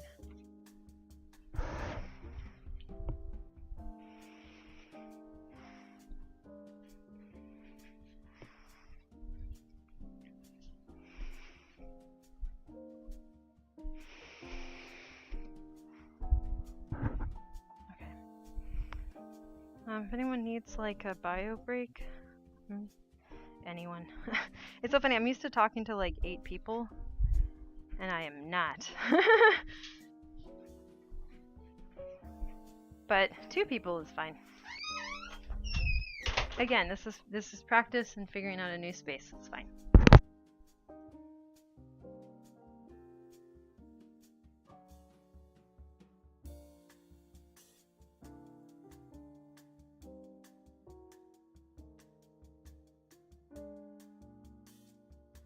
Just even a little bit's nice. Yeah, no pressure. None at all.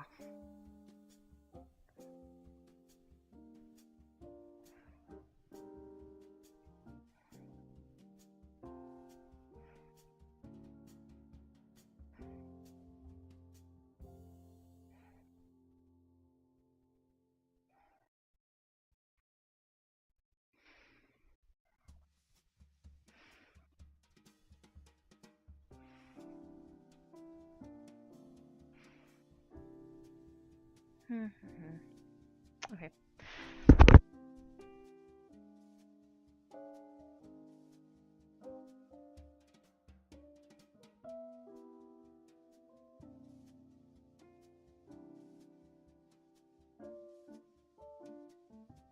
This thing about like when I go to the sorry about that. When I go to the whatchamacallit, the clinic close to the market, which I didn't do this morning because I was sleeping in because I was out late. The show went well, and like I stayed late enough to be able to do one set of freestyle.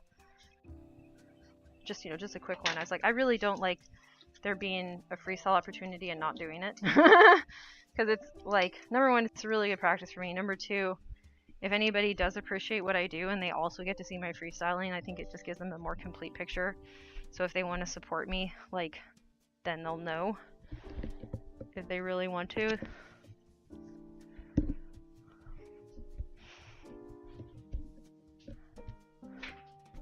Oh yeah, those jacks are ridiculous, isn't it? I'm like, why? I don't know.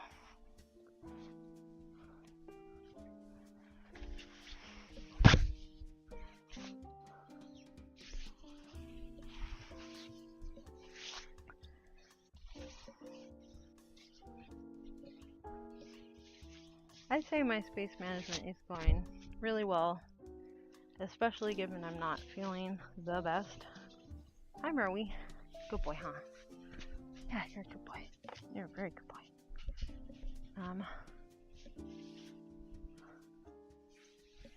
And I should have enough time if I leave right when stream ends to go take Merlin to the park to do that and also go to my appointment.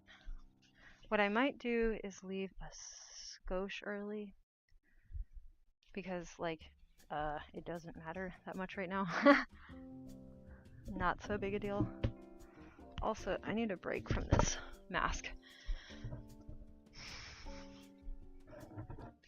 Nobody's gone downstairs, and I'm probably already reducing the particles, and I'll put it back on in a minute. Hi, Rowie. Not yet, bud. But yeah, he could deserve, he could get to have the outing that he deserves. Merlin, that is, specifically.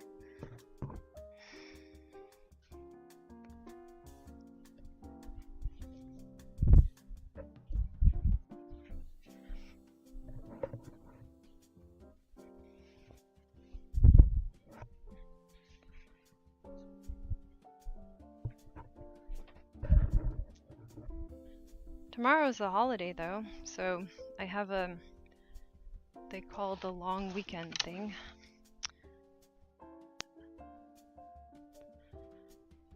I didn't hear it called the long weekend until I was in Canada, and now everybody says long weekend. I'm like, were you always saying that? I thought you weren't. I always heard it as 3-day weekend, but maybe that's just something that like they say in school and then they switch to long weekend? I don't really know. Like, what happened here?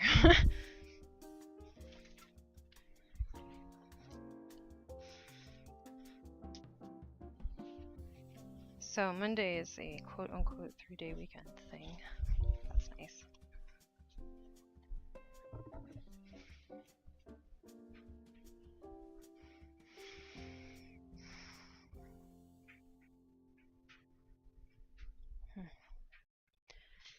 And depending on how this all turns out, I'm either going to skill check or I'm not.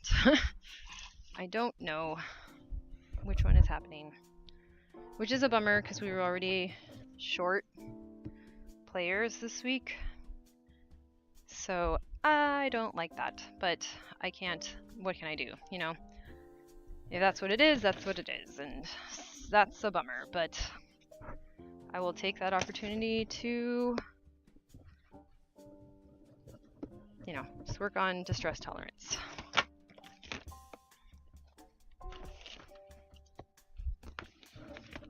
Which I do think I'm getting better at because I'm approaching it with like Vogel method and just sort of respecting that it's coming from autism. But it's still, you know, a whole thing. It's a whole thing. It's not quite clear how you deal with that. One thing I've noticed that I'm getting a little more stressed about, I guess, or one thing that is part of the distress tolerance that I'm working on currently is just remembering that like where I am will have a huge impact on the behavior that I am experiencing around me. There's not a ton of universals in human behavior. Really, the environment shapes our behavior to a surprising degree. So sometimes the problem I'm realizing is just the where.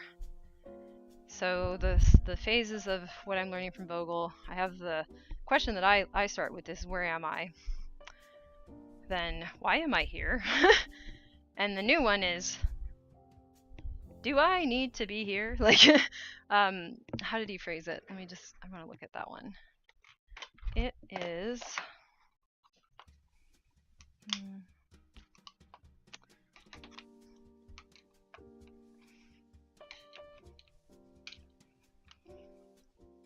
where did I put that? I might have already written in my notebook. I'm not sure if I did. I feel like I did.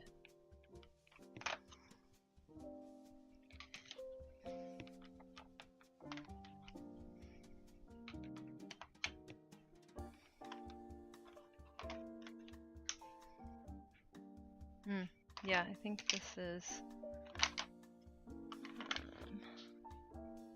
I think this is going to be over here. Okay, let me look at my notebook. So, I think I already wrote this part down. Where are we? Did I?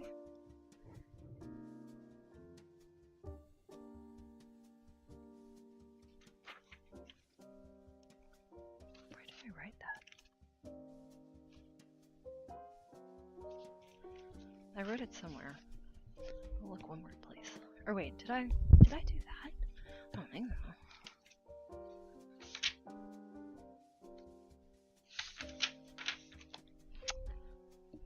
Why am I here? So where am I? Why am I here? Oh, I think it's over in this set. Should I even be here to begin with? What? Like that's the next phase of it. Should I even be here to begin with?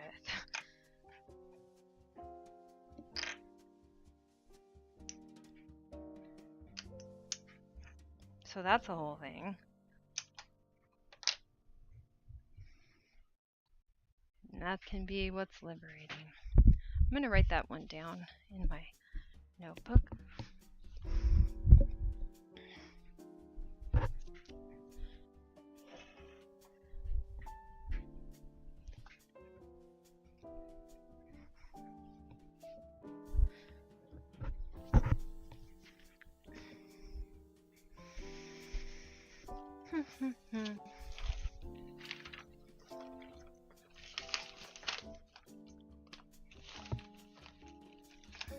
Where's my pen?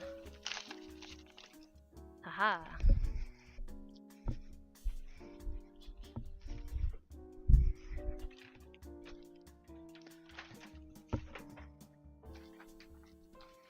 Okay, writing that down, adding it to the space where all that's at.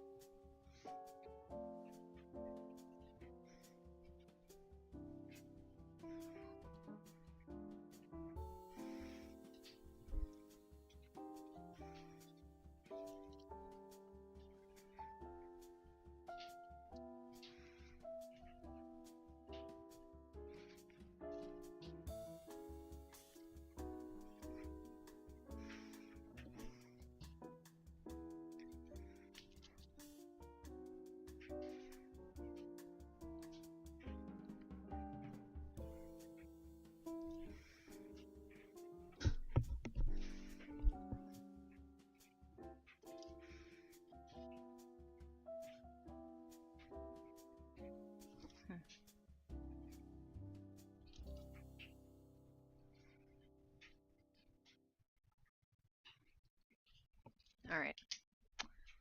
I've added something to my notes that needed to get added to my notes. It is a very good note, and I like it.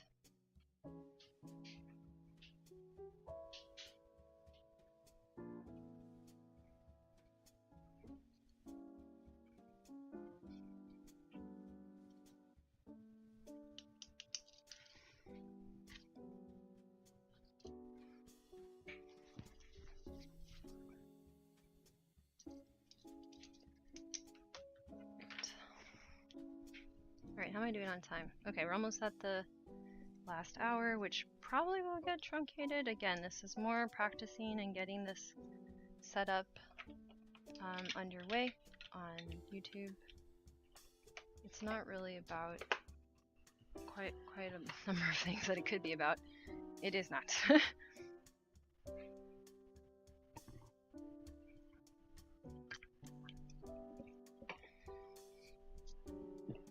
It's time to work on other things. Another time. Oh, let me check the laundry.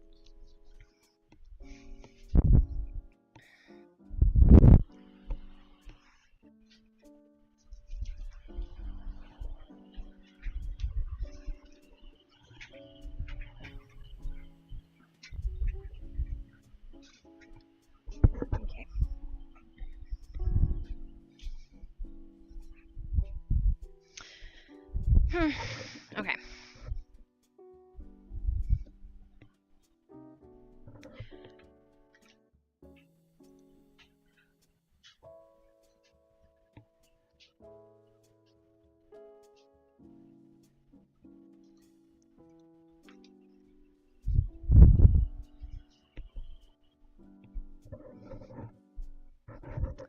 I have the song Here stuck in my head. Does anyone know it?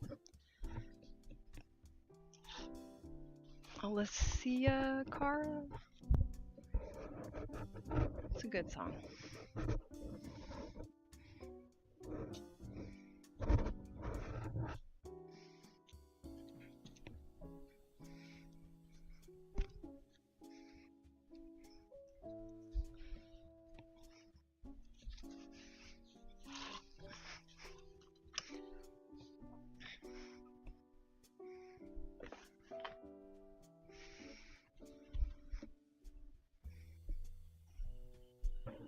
Hi, Merle.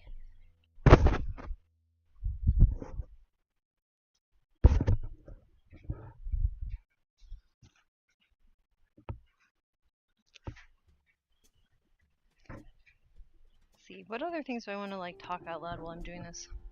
Again, so much of this is like dismantling shame. Shame is unhelpful. I don't like it as a tool. When someone's like, maybe I haven't made myself go into the bottomless pit of shame. That might be why I'm not where I want to be. I should dive into shame and I will perhaps fall out the other side a better person. I'm like, I don't think that's how that works. That does not seem to be what happens. Unless if we're talking about really different things. My experience of shame is it's terrible. It accomplishes very little for no reason.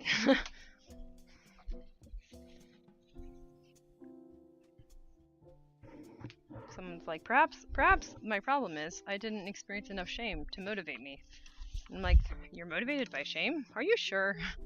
Are you super sure?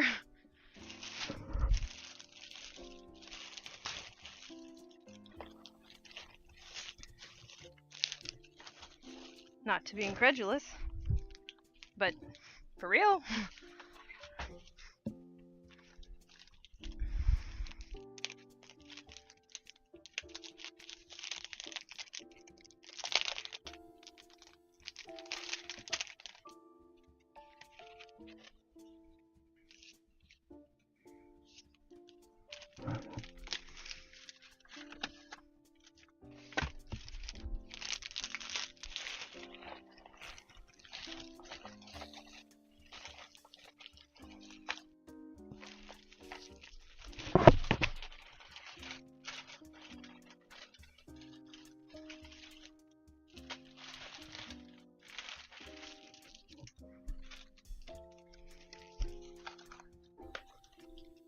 The other thing I see people doing is kind of mapping out like when somebody should be ashamed. And I can get behind that on an extent of like, you know, if you're hurting people, probably cool. But also, like, aren't you then thinking more about hurting someone than helping them? Hey, Shade! Good to see you. I'm feeling a little sick. I'm gonna go get a clinic COVID test because it could be. My home test didn't look like it, but I also, you know when you're like squinting at the thing, I've done this before to be honest, where I'm like, I don't think that's really aligned, but if I tilt it and then tilt it again and then tilt it several more times, I'm like, maybe that is the beginning of a line. I feel like it is. I kind of think it is, so I'm gonna go get a test at a clinic because I haven't got it this whole time, so why not?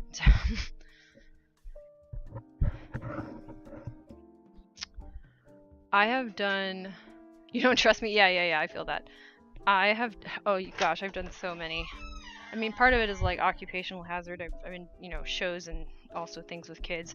Not, I've definitely like not gone out of my way to expose myself to the public over this whole period at all. Like, I kind of go out of my way to avoid it, but at this point people are opening up things and blah blah blah blah blah.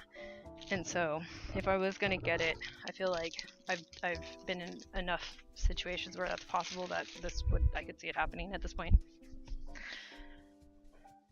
Hello. Hi, welcome in. Shade, this is Rowan. I don't know if Rowan's been on the voice chat the last time you came through, but yeah. I think so. I think so too, but yeah. Anyways, they have a new,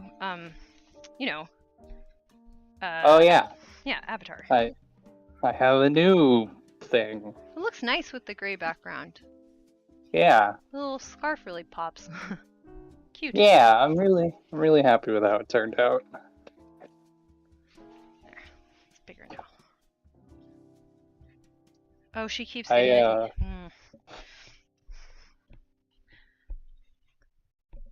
Sorry. No, it's fine. I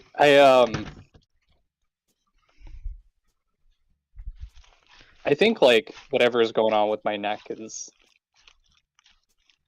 I don't know. It feels very severely inflamed. Mm-hmm. And it's swollen and is probably pinching a nerve. Yeah. Because I can feel it basically in my entire like right arm structure. That's just called like my whole radiating. Yeah, it's just like my whole shoulder, and I can like feel it down my arm. And if you rotate, so if you extend your arm and like have your fingertips rotated, or not rotated, extended fully too, like you're stretching them out, and rotate your arm from the top, do you feel weird nerve feelings? Yes. Yep. Yeah. Very, very likely there's some sort of an impingement or compression of a nerve. So I didn't stream for very long yesterday because yeah, when you're in pain and yeah, when your body is sending constant pain signals, it suppresses movement, and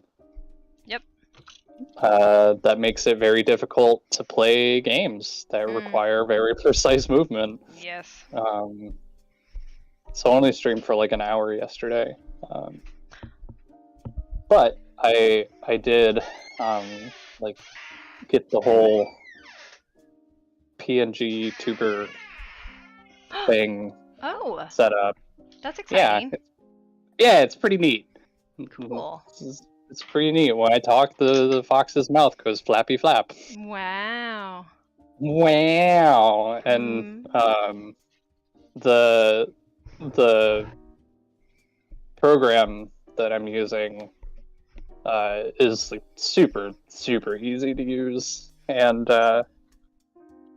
it has like basically like 4 different states that you can set up, and it's like mouth closed, mouth open, and then mouth closed with eyes closed, and mouth open with eyes closed. And then it just like automatically in random intervals, like in time with when the mouth is open or closed, which is just like mic sensitive, it blinks.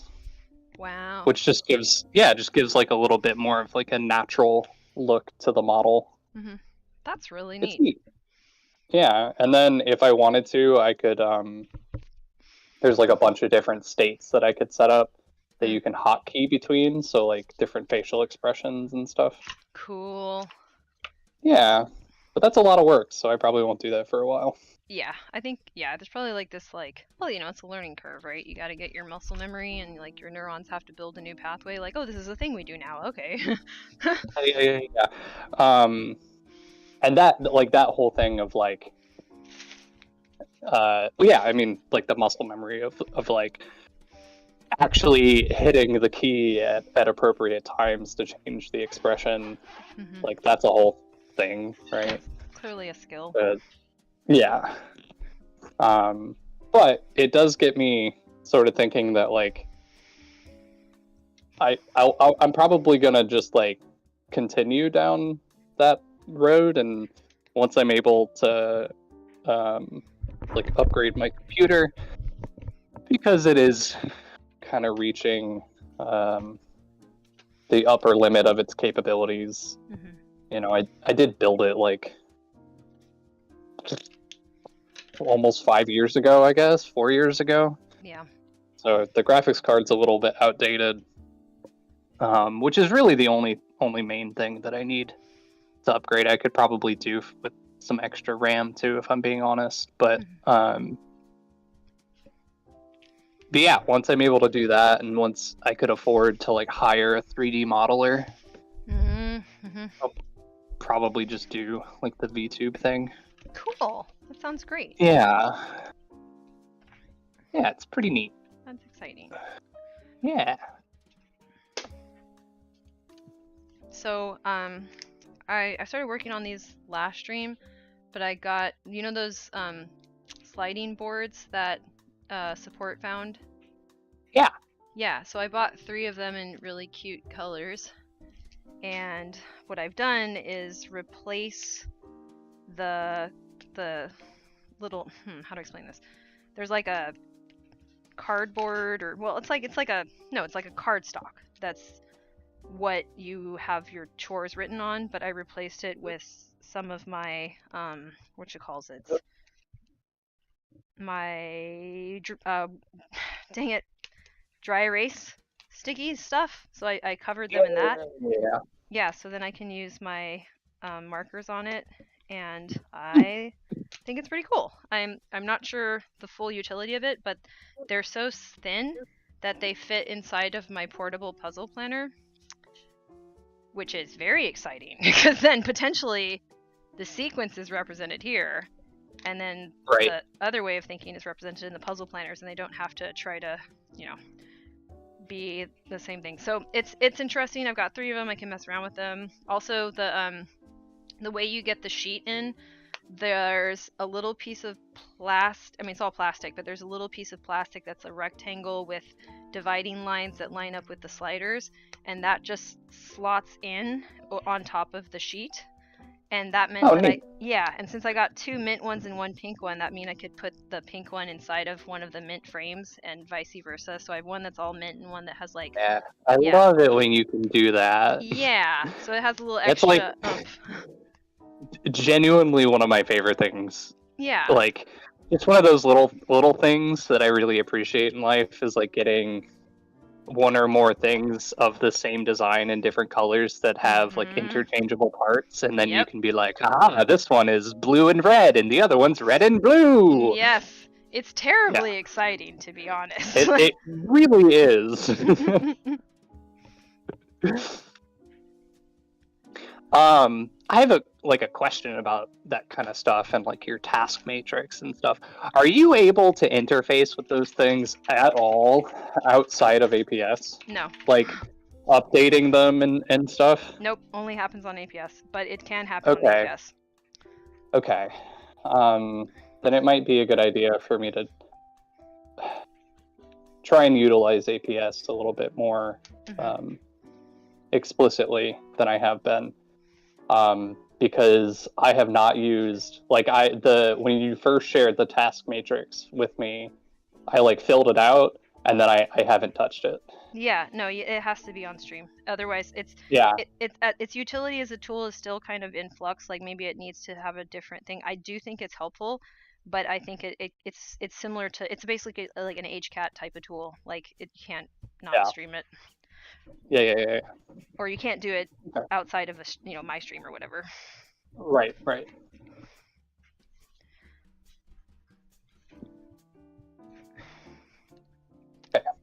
I've folded my clean clothes and put them away. Heck yeah. I'm trying to stay on top of them, which By that I mean do it every Sunday. Mm-hmm. Um, No, that's all I because mean by it. a few weeks ago I managed to do like a bunch of laundry.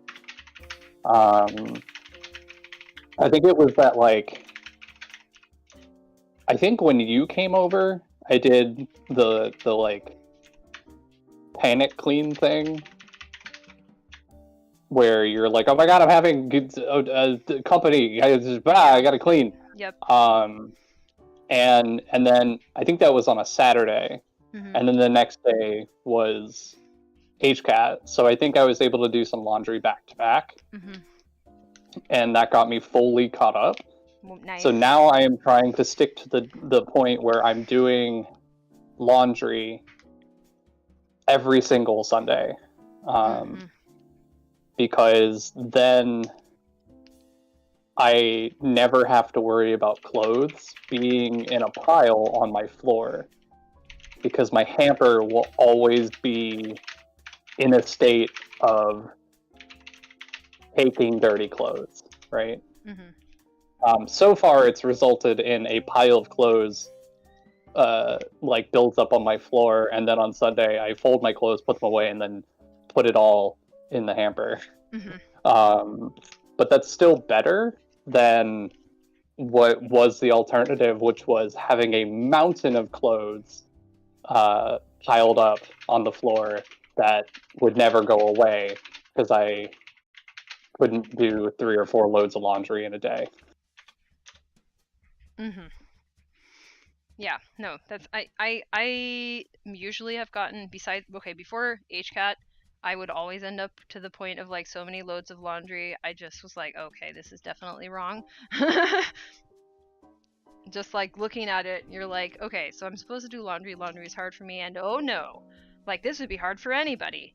And what? Like what? Like this isn't making this make any sense. Like how did this laundry become here? You know how like Scrooge McDuck swam in a tower full of gold coins? That's my laundry. Yeah, me too. Yeah.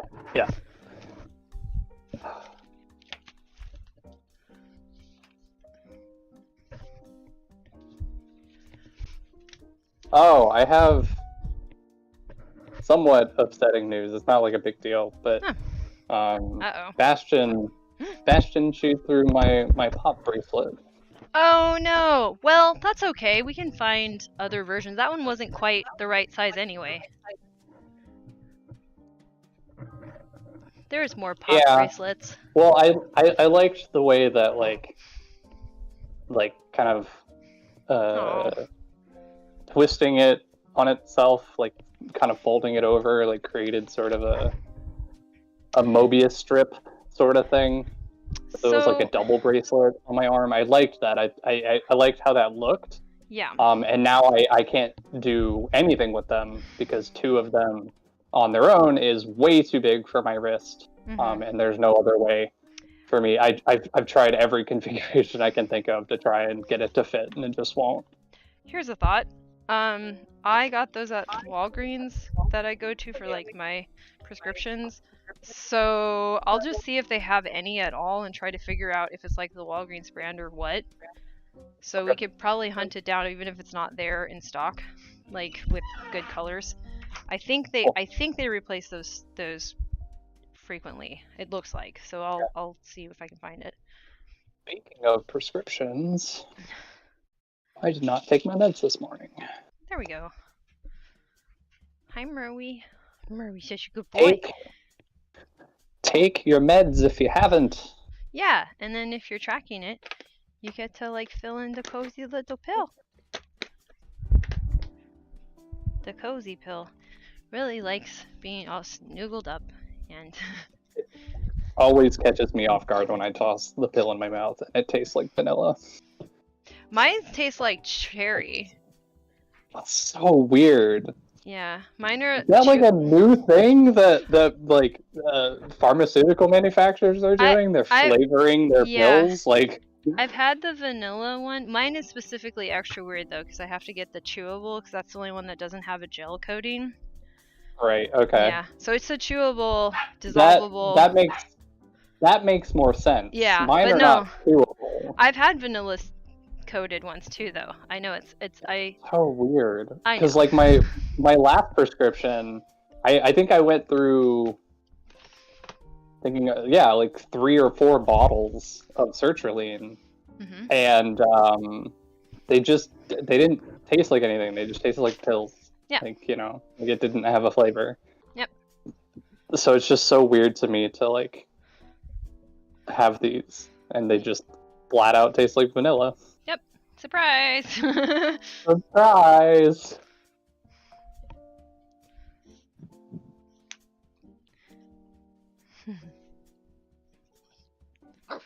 Maui. Hi, buddy. We're gonna go out in a little bit. Oh, Merlin.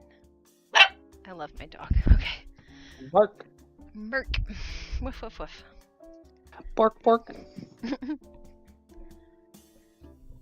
Okay. Merlin's a good boy. Yeah, he's a really good boy.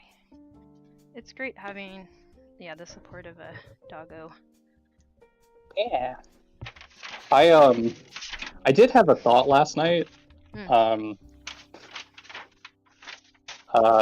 A controversial take about why cats are better than dogs. Okay. They make cute noises for no reason. That's true. Yeah. They just make little brown meow meow meow meow. Merlin sometimes does, but like when we're like, he'll like kind of like a cat rubs on you, like he'll do that stuff, and like sometimes he'll make like very odd noises during that. Yeah. But not as often, for sure. Sometimes Bastion squeaks. Really? Yeah. Yeah. Like there's no like it's a literal squeak. It usually happens when he yawns. Aww. And it's not like every time he yawns he squeaks, but there's something about sometimes when he yawns he'll make a vocalization and it comes out as a squeak. And sometimes it is such an abnormal animal sound that like there have been multiple times that Aiden and I have looked at each other, and then at Bastion we were just like, was that him? That's great. It's really great. But yeah, like last night I was getting getting ready for bed, and Bastion was sitting in the spare computer chair, and he was sleeping, and I woke him up when I got up, and he just started making all kinds of really cute vocalizations, and I was just like, this is special. Yeah, that's nice. I like that. It's very stimmy too. It is. Okay, so I have taken a couple shortcuts around the laundry being put away, but not very many, and I'm happy with it. Given that I'm a little stressed, I think I can add some wiggle room for that to be, That's fair. Yeah. So, yeah. Shade, what are you working on? I'm gonna take out the trash. Hey, good job. Actually, first, I'm gonna change the litter, because I have not done that in an amount of time that I am not comfortable saying out loud. Great, perfect. We dismantle shame, but we don't like revel in it. Yeah. It's there's like an internal sort of like almost like intrusive sort of thought that's like, if I say this out loud, somebody's gonna like crash through my window and take my cat from me. Mm-hmm. Yeah. Like the CPS of cats. Mm-hmm. Yeah. Well, getting Merlin was in part so that I would get to a better stage of space management, because like I wouldn't do it for myself, but I would do it for my dog. So yeah. The problem is that if I put the litter box out in the open, I am more likely to change it with slightly more regularity, but still not a great level of regularity. I see. So I put it in the closet that we don't do for, like, don't use for anything else. Right. To help sort of dampen the smell. Yeah. But also puts it out of sight. Yeah. Which is out of mind. Right. That's the problem. Like the last 3 Sundays, at least, I've like thought when I was like in the morning thinking about HKATs today, what am I going to work on? Got to change that litter box, and then, you know, the day is ending and I realize that I didn't do it.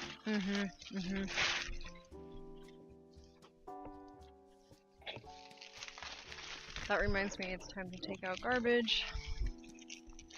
Yeah, that's what I was gonna do. And I was like, wait, let's do this other thing that's also technically garbage first. I need to do smaller garbage bags. What I think I'm gonna do is like have a couple garbage bags in different rooms, but then I can use like the larger garbage bag to consolidate and take them out, because otherwise I just wait till it's full and like, nope.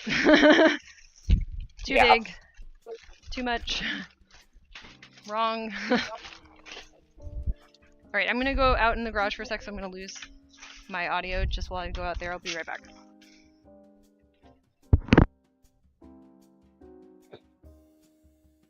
Yeah, it's definitely very difficult, like, being a pet owner and struggling with like space management and like executive dysfunction and stuff, because when you forget to do things for your animal, you're like, I am a terrible person. Yeah, it's pretty much the only thing your brain's gonna give you to work with there. Like, ooh, wow, Shade, that's amazing. It's like a trash wizard or something, or genie? I don't know. Fairy? Like, what? Look what they life hack, live in an apartment. Live in an apartment that you put trash outside the door and they take it. Trash butler. Oh yeah, that would be great. Wow. Or even just a trash chute would be good. Holy if crap. I could just like sort of walk out to the hallway and be able to just open a door, like a little trap door, and toss mine in. Yeah. It's really funny because my old apartment technically had a trash chute, but it was such a small opening that like it just wasn't usable. Like outside of the smallest of trash bags. So I always had to carry them down manually. I have realized that, like, my relationship with understanding how to manage trash has, like, evolved maybe the most during this time, but it still has a lot to go. And it's like, there has gotta been like a better way to do this. I shouldn't have to be iterating this much on something so basic. Right. Yeah, I definitely feel that.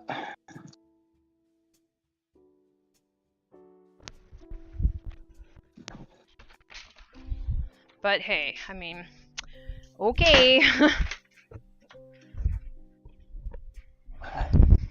Well, and I don't know, like the difficult part is that it's not just having to walk it all the way down to the basement, right? Like it would certainly be a simpler set of tasks if that was the only problem. Right. Right. But it's like the whole thing is quite difficult. Like, I guess the task of like pulling the trash bag out of the trash can and so on is itself a complex enough task that I can't just do it when it needs to be done. Right. So like, for instance, right now, like at this very moment, I'm taking a paper towel and wiping the coffee grinds and gunk off of the inside of my trash can lid. Because the trash can got so full, but like we still needed to be able to make coffee. So we just dumped it on top, and then when the lid closed, it just stuck to the wet coffee grinds on top. Yeah. And like, yeah, when I go to make coffee, I can see what's gonna happen, you know? Like, I'm not oblivious. I know that if I dump these coffee grinds on top, this is what's gonna happen. And yet I do it anyway, because I know that convincing myself to do the more complex task of pulling out the trash bag, tying it up, and putting in a new bag is more than I'm willing to do like first thing in the morning.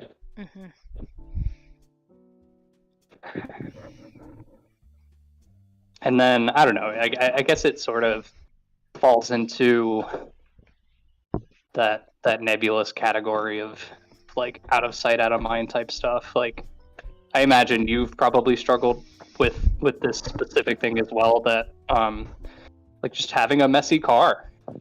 Because the only time you think about cleaning your car is when you're in the car. Yep.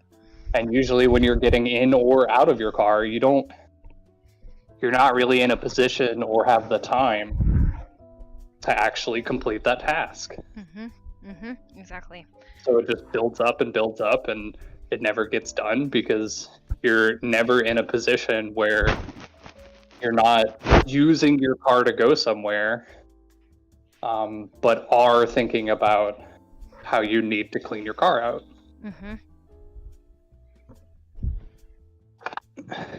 It's a similar kind of thing. I only ever think about, oh, I need to take the trash out when I'm trying to put something in the trash when the trash is full. See, this is where I'm like... usually I'm doing that when I'm doing something else that needs my attention, and I can't necessarily divert my attention away from that other thing I'm doing. Right, and I'm realizing this is why the trash stuff has to be part of HKAT day. Yep. And the trash then can't be so big that, like, we can skip it. You know, it's got to be like, oh, okay, that's full, and that is a week's worth of garbage-ish. You know, maybe a little wiggle room, but, like, I'm gonna look into, like, okay, what's the right size garbage bag? Nobody tells you this stuff, by the way. That there's a right size garbage. Of course there is! Like, just think about it. Yeah.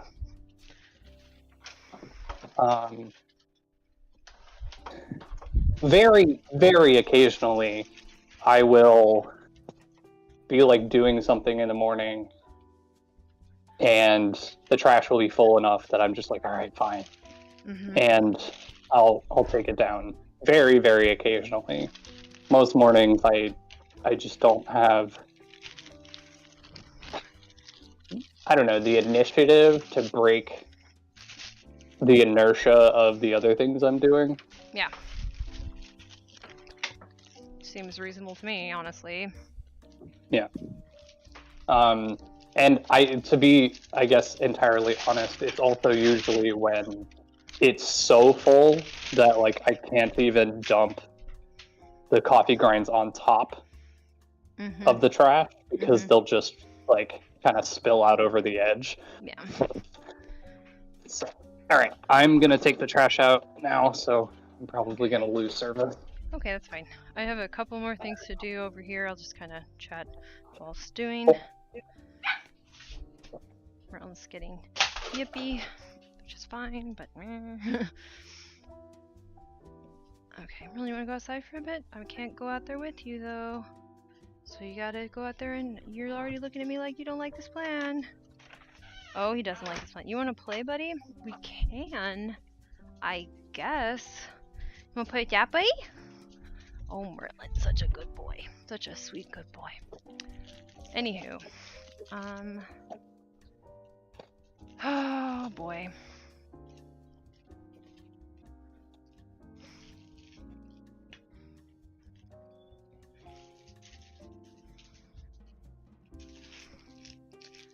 You know, being away from the constant threat of trolls really helps you to take it all in.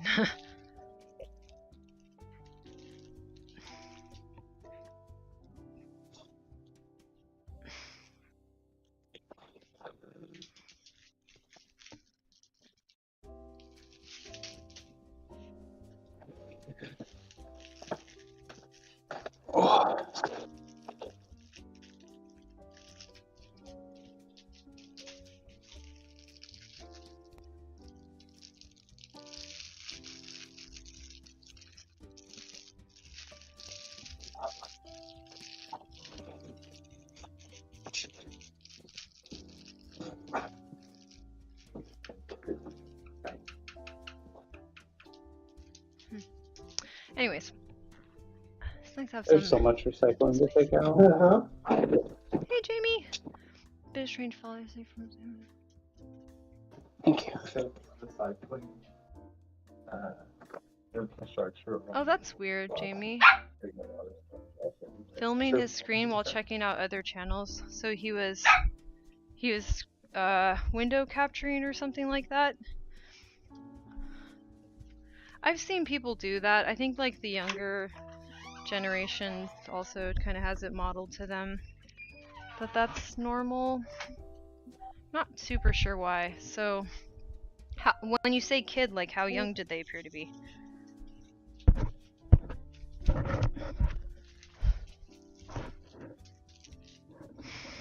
Oh, buddy. Oh, Merlin. Oh, Merlin. Merlin's such a good buddy. Giving me snuggles, and he's a sweetie. Oh, I love you, Merlin. Oh, you want to go have fun? We're gonna have fun soon, Merlin. Oh, look at that tail. Look at that buddy. I love you. I love you, Merlin. I love you, Merlin. Oh, Merlin.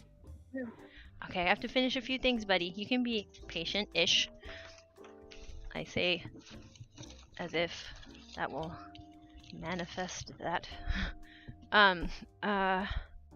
Oh, wow. That's really a kid. Holy. I'm kind of worried about that. Do his parents know? Or probably his, knowing Twitch. Do the parents know that this kid is doing that? Because they really, really should not be. That is not safe.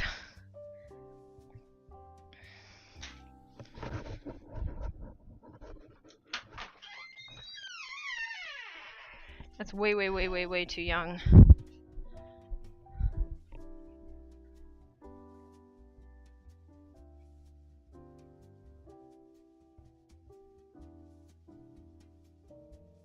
Like, that definitely sounds like, you know, child logic, but, like, their parents, that kid's parents should definitely...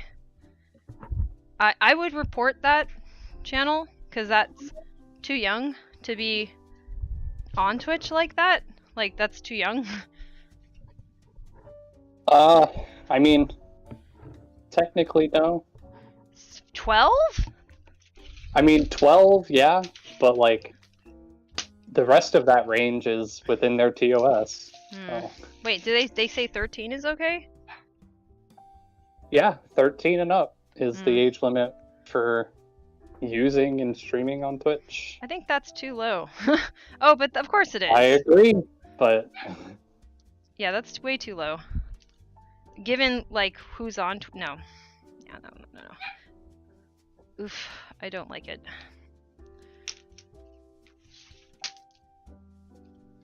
I mean, yeah, we already know that there is a high degree of predation happening on Twitch. Yep. Like, we already know that this is a thing. It's been a thing. And it's not something that will get addressed because gamers are chasing the idea that they're men, masculine, men. Right. And the platform is run by billionaire tech bros that do not care about. Well, I should say only care about predators and abuse as far as it hurts their bottom line and their investors. Yes.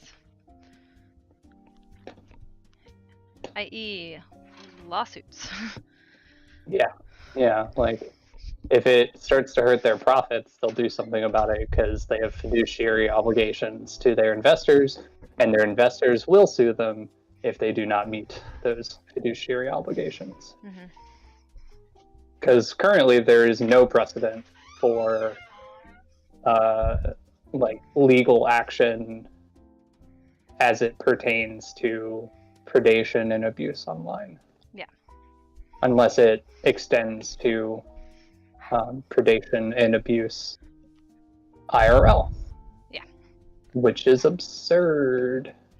And I would, as a rule of thumb, just say that, like, you don't have to have too deep of an analysis to be like a platform like Twitch is going to be particularly bad about considering protection of the kids.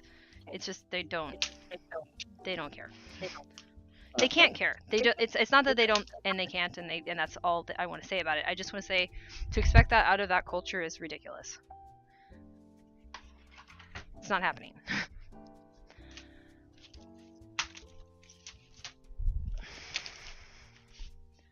I mean, that's cute. Like, definitely, you know, expect the best of any situation, you know, like really hope for the best, but also, you know, when something's hopeless, do something. That'd be cool. Yeah.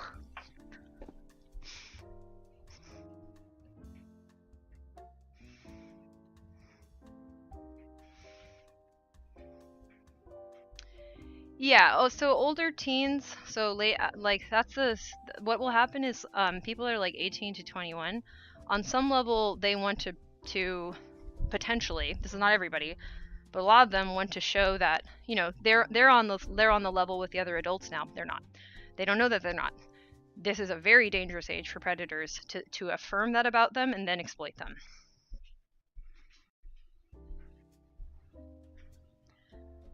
It's natural for a kid at that point to want to assert that and test boundaries and all this stuff. Supernatural, super understandable. They're still not an adult. They still are vulnerable. And if they have something that makes their development significantly deviate from developmentally normal pathway, then they may have other things that like they're really not ready for. So I don't know. I mean, but again, that's another thing that like an edgy dude doesn't want to believe about themselves, right? They don't want to believe that they ever went through a phase where they were deluding themselves about how sophisticated they were. They want to believe they really were sophisticated at 16, 17, 18. There's men that live in that fantasy to this day who are 30, 40 years old.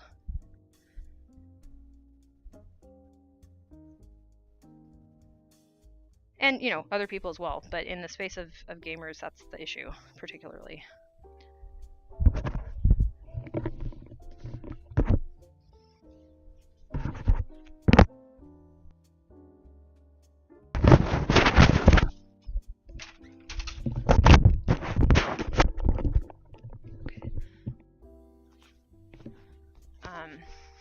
Yeah, it's not even like the content that people are talking about, like oh Canada.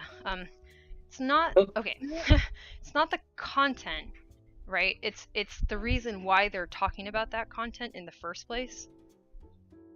It's fulfilling a need that they have to be perceived in a way by other people.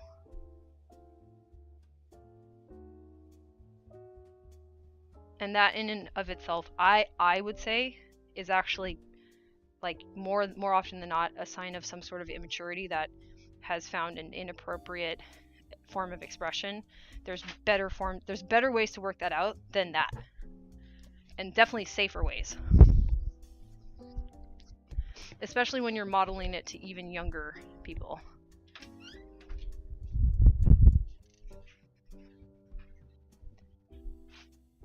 It's hard being older because, like, you don't want to lecture. That's not helpful. But also, you just sort of know, like, what you've gone through, and you realize, like, you don't want to insult someone who's trying to assert that they're very mature and etc. and so forth. I'm like, I respect what you're saying, I do, but also, like, slow down.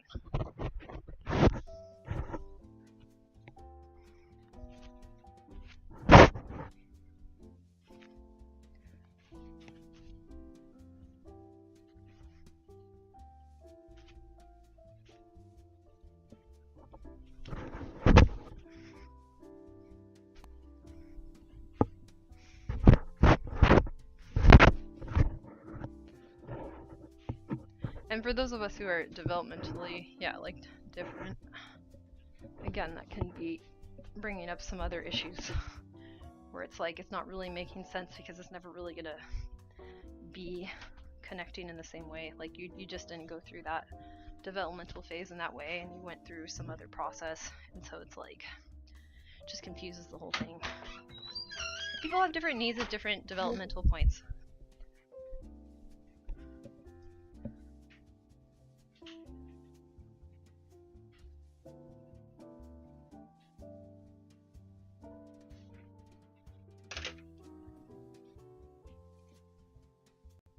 Okay. All right. So I think I'm done. I think I am pretty much as well. I didn't really do that much, but that's okay. I did some stuff. The one thing I want to finish is taking the dishes up, so I'm going to do that really quickly, but I'm going to lose sound probably, so let me do that and then I'll be right back. Cool.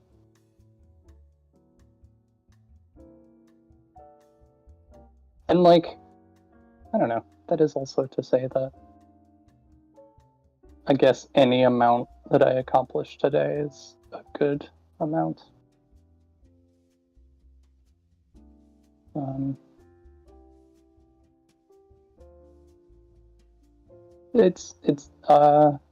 What am I trying to say? It's good to not put, like, excessive expectations on yourself, I guess.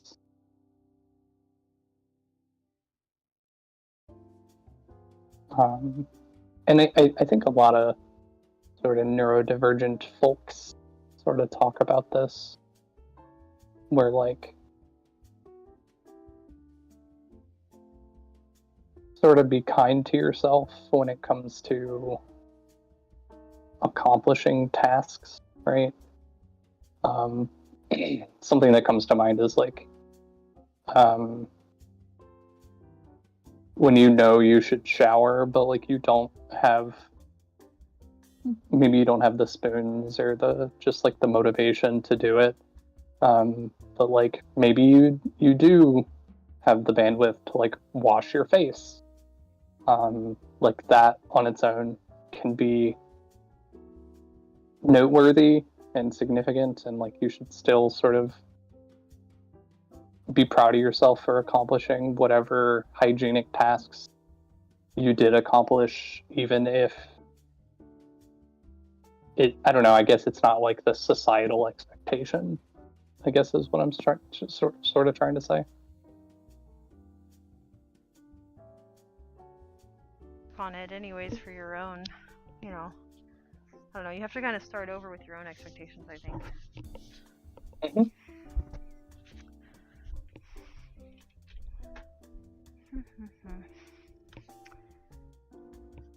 Okay.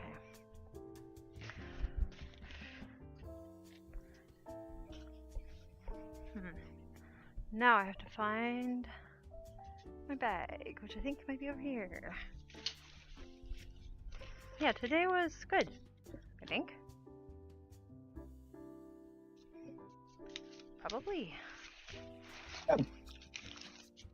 I mean, you did a full HKAT while you're not feeling well. I'd say that's pretty good. Yeah, actually, yeah, there we go. That's true.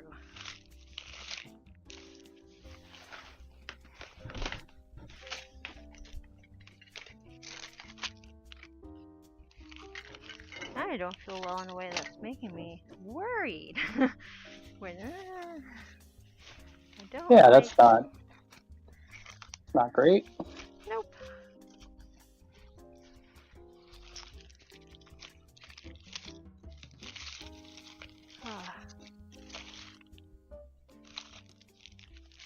Alright, any takeaways from today's HKAT to finish with?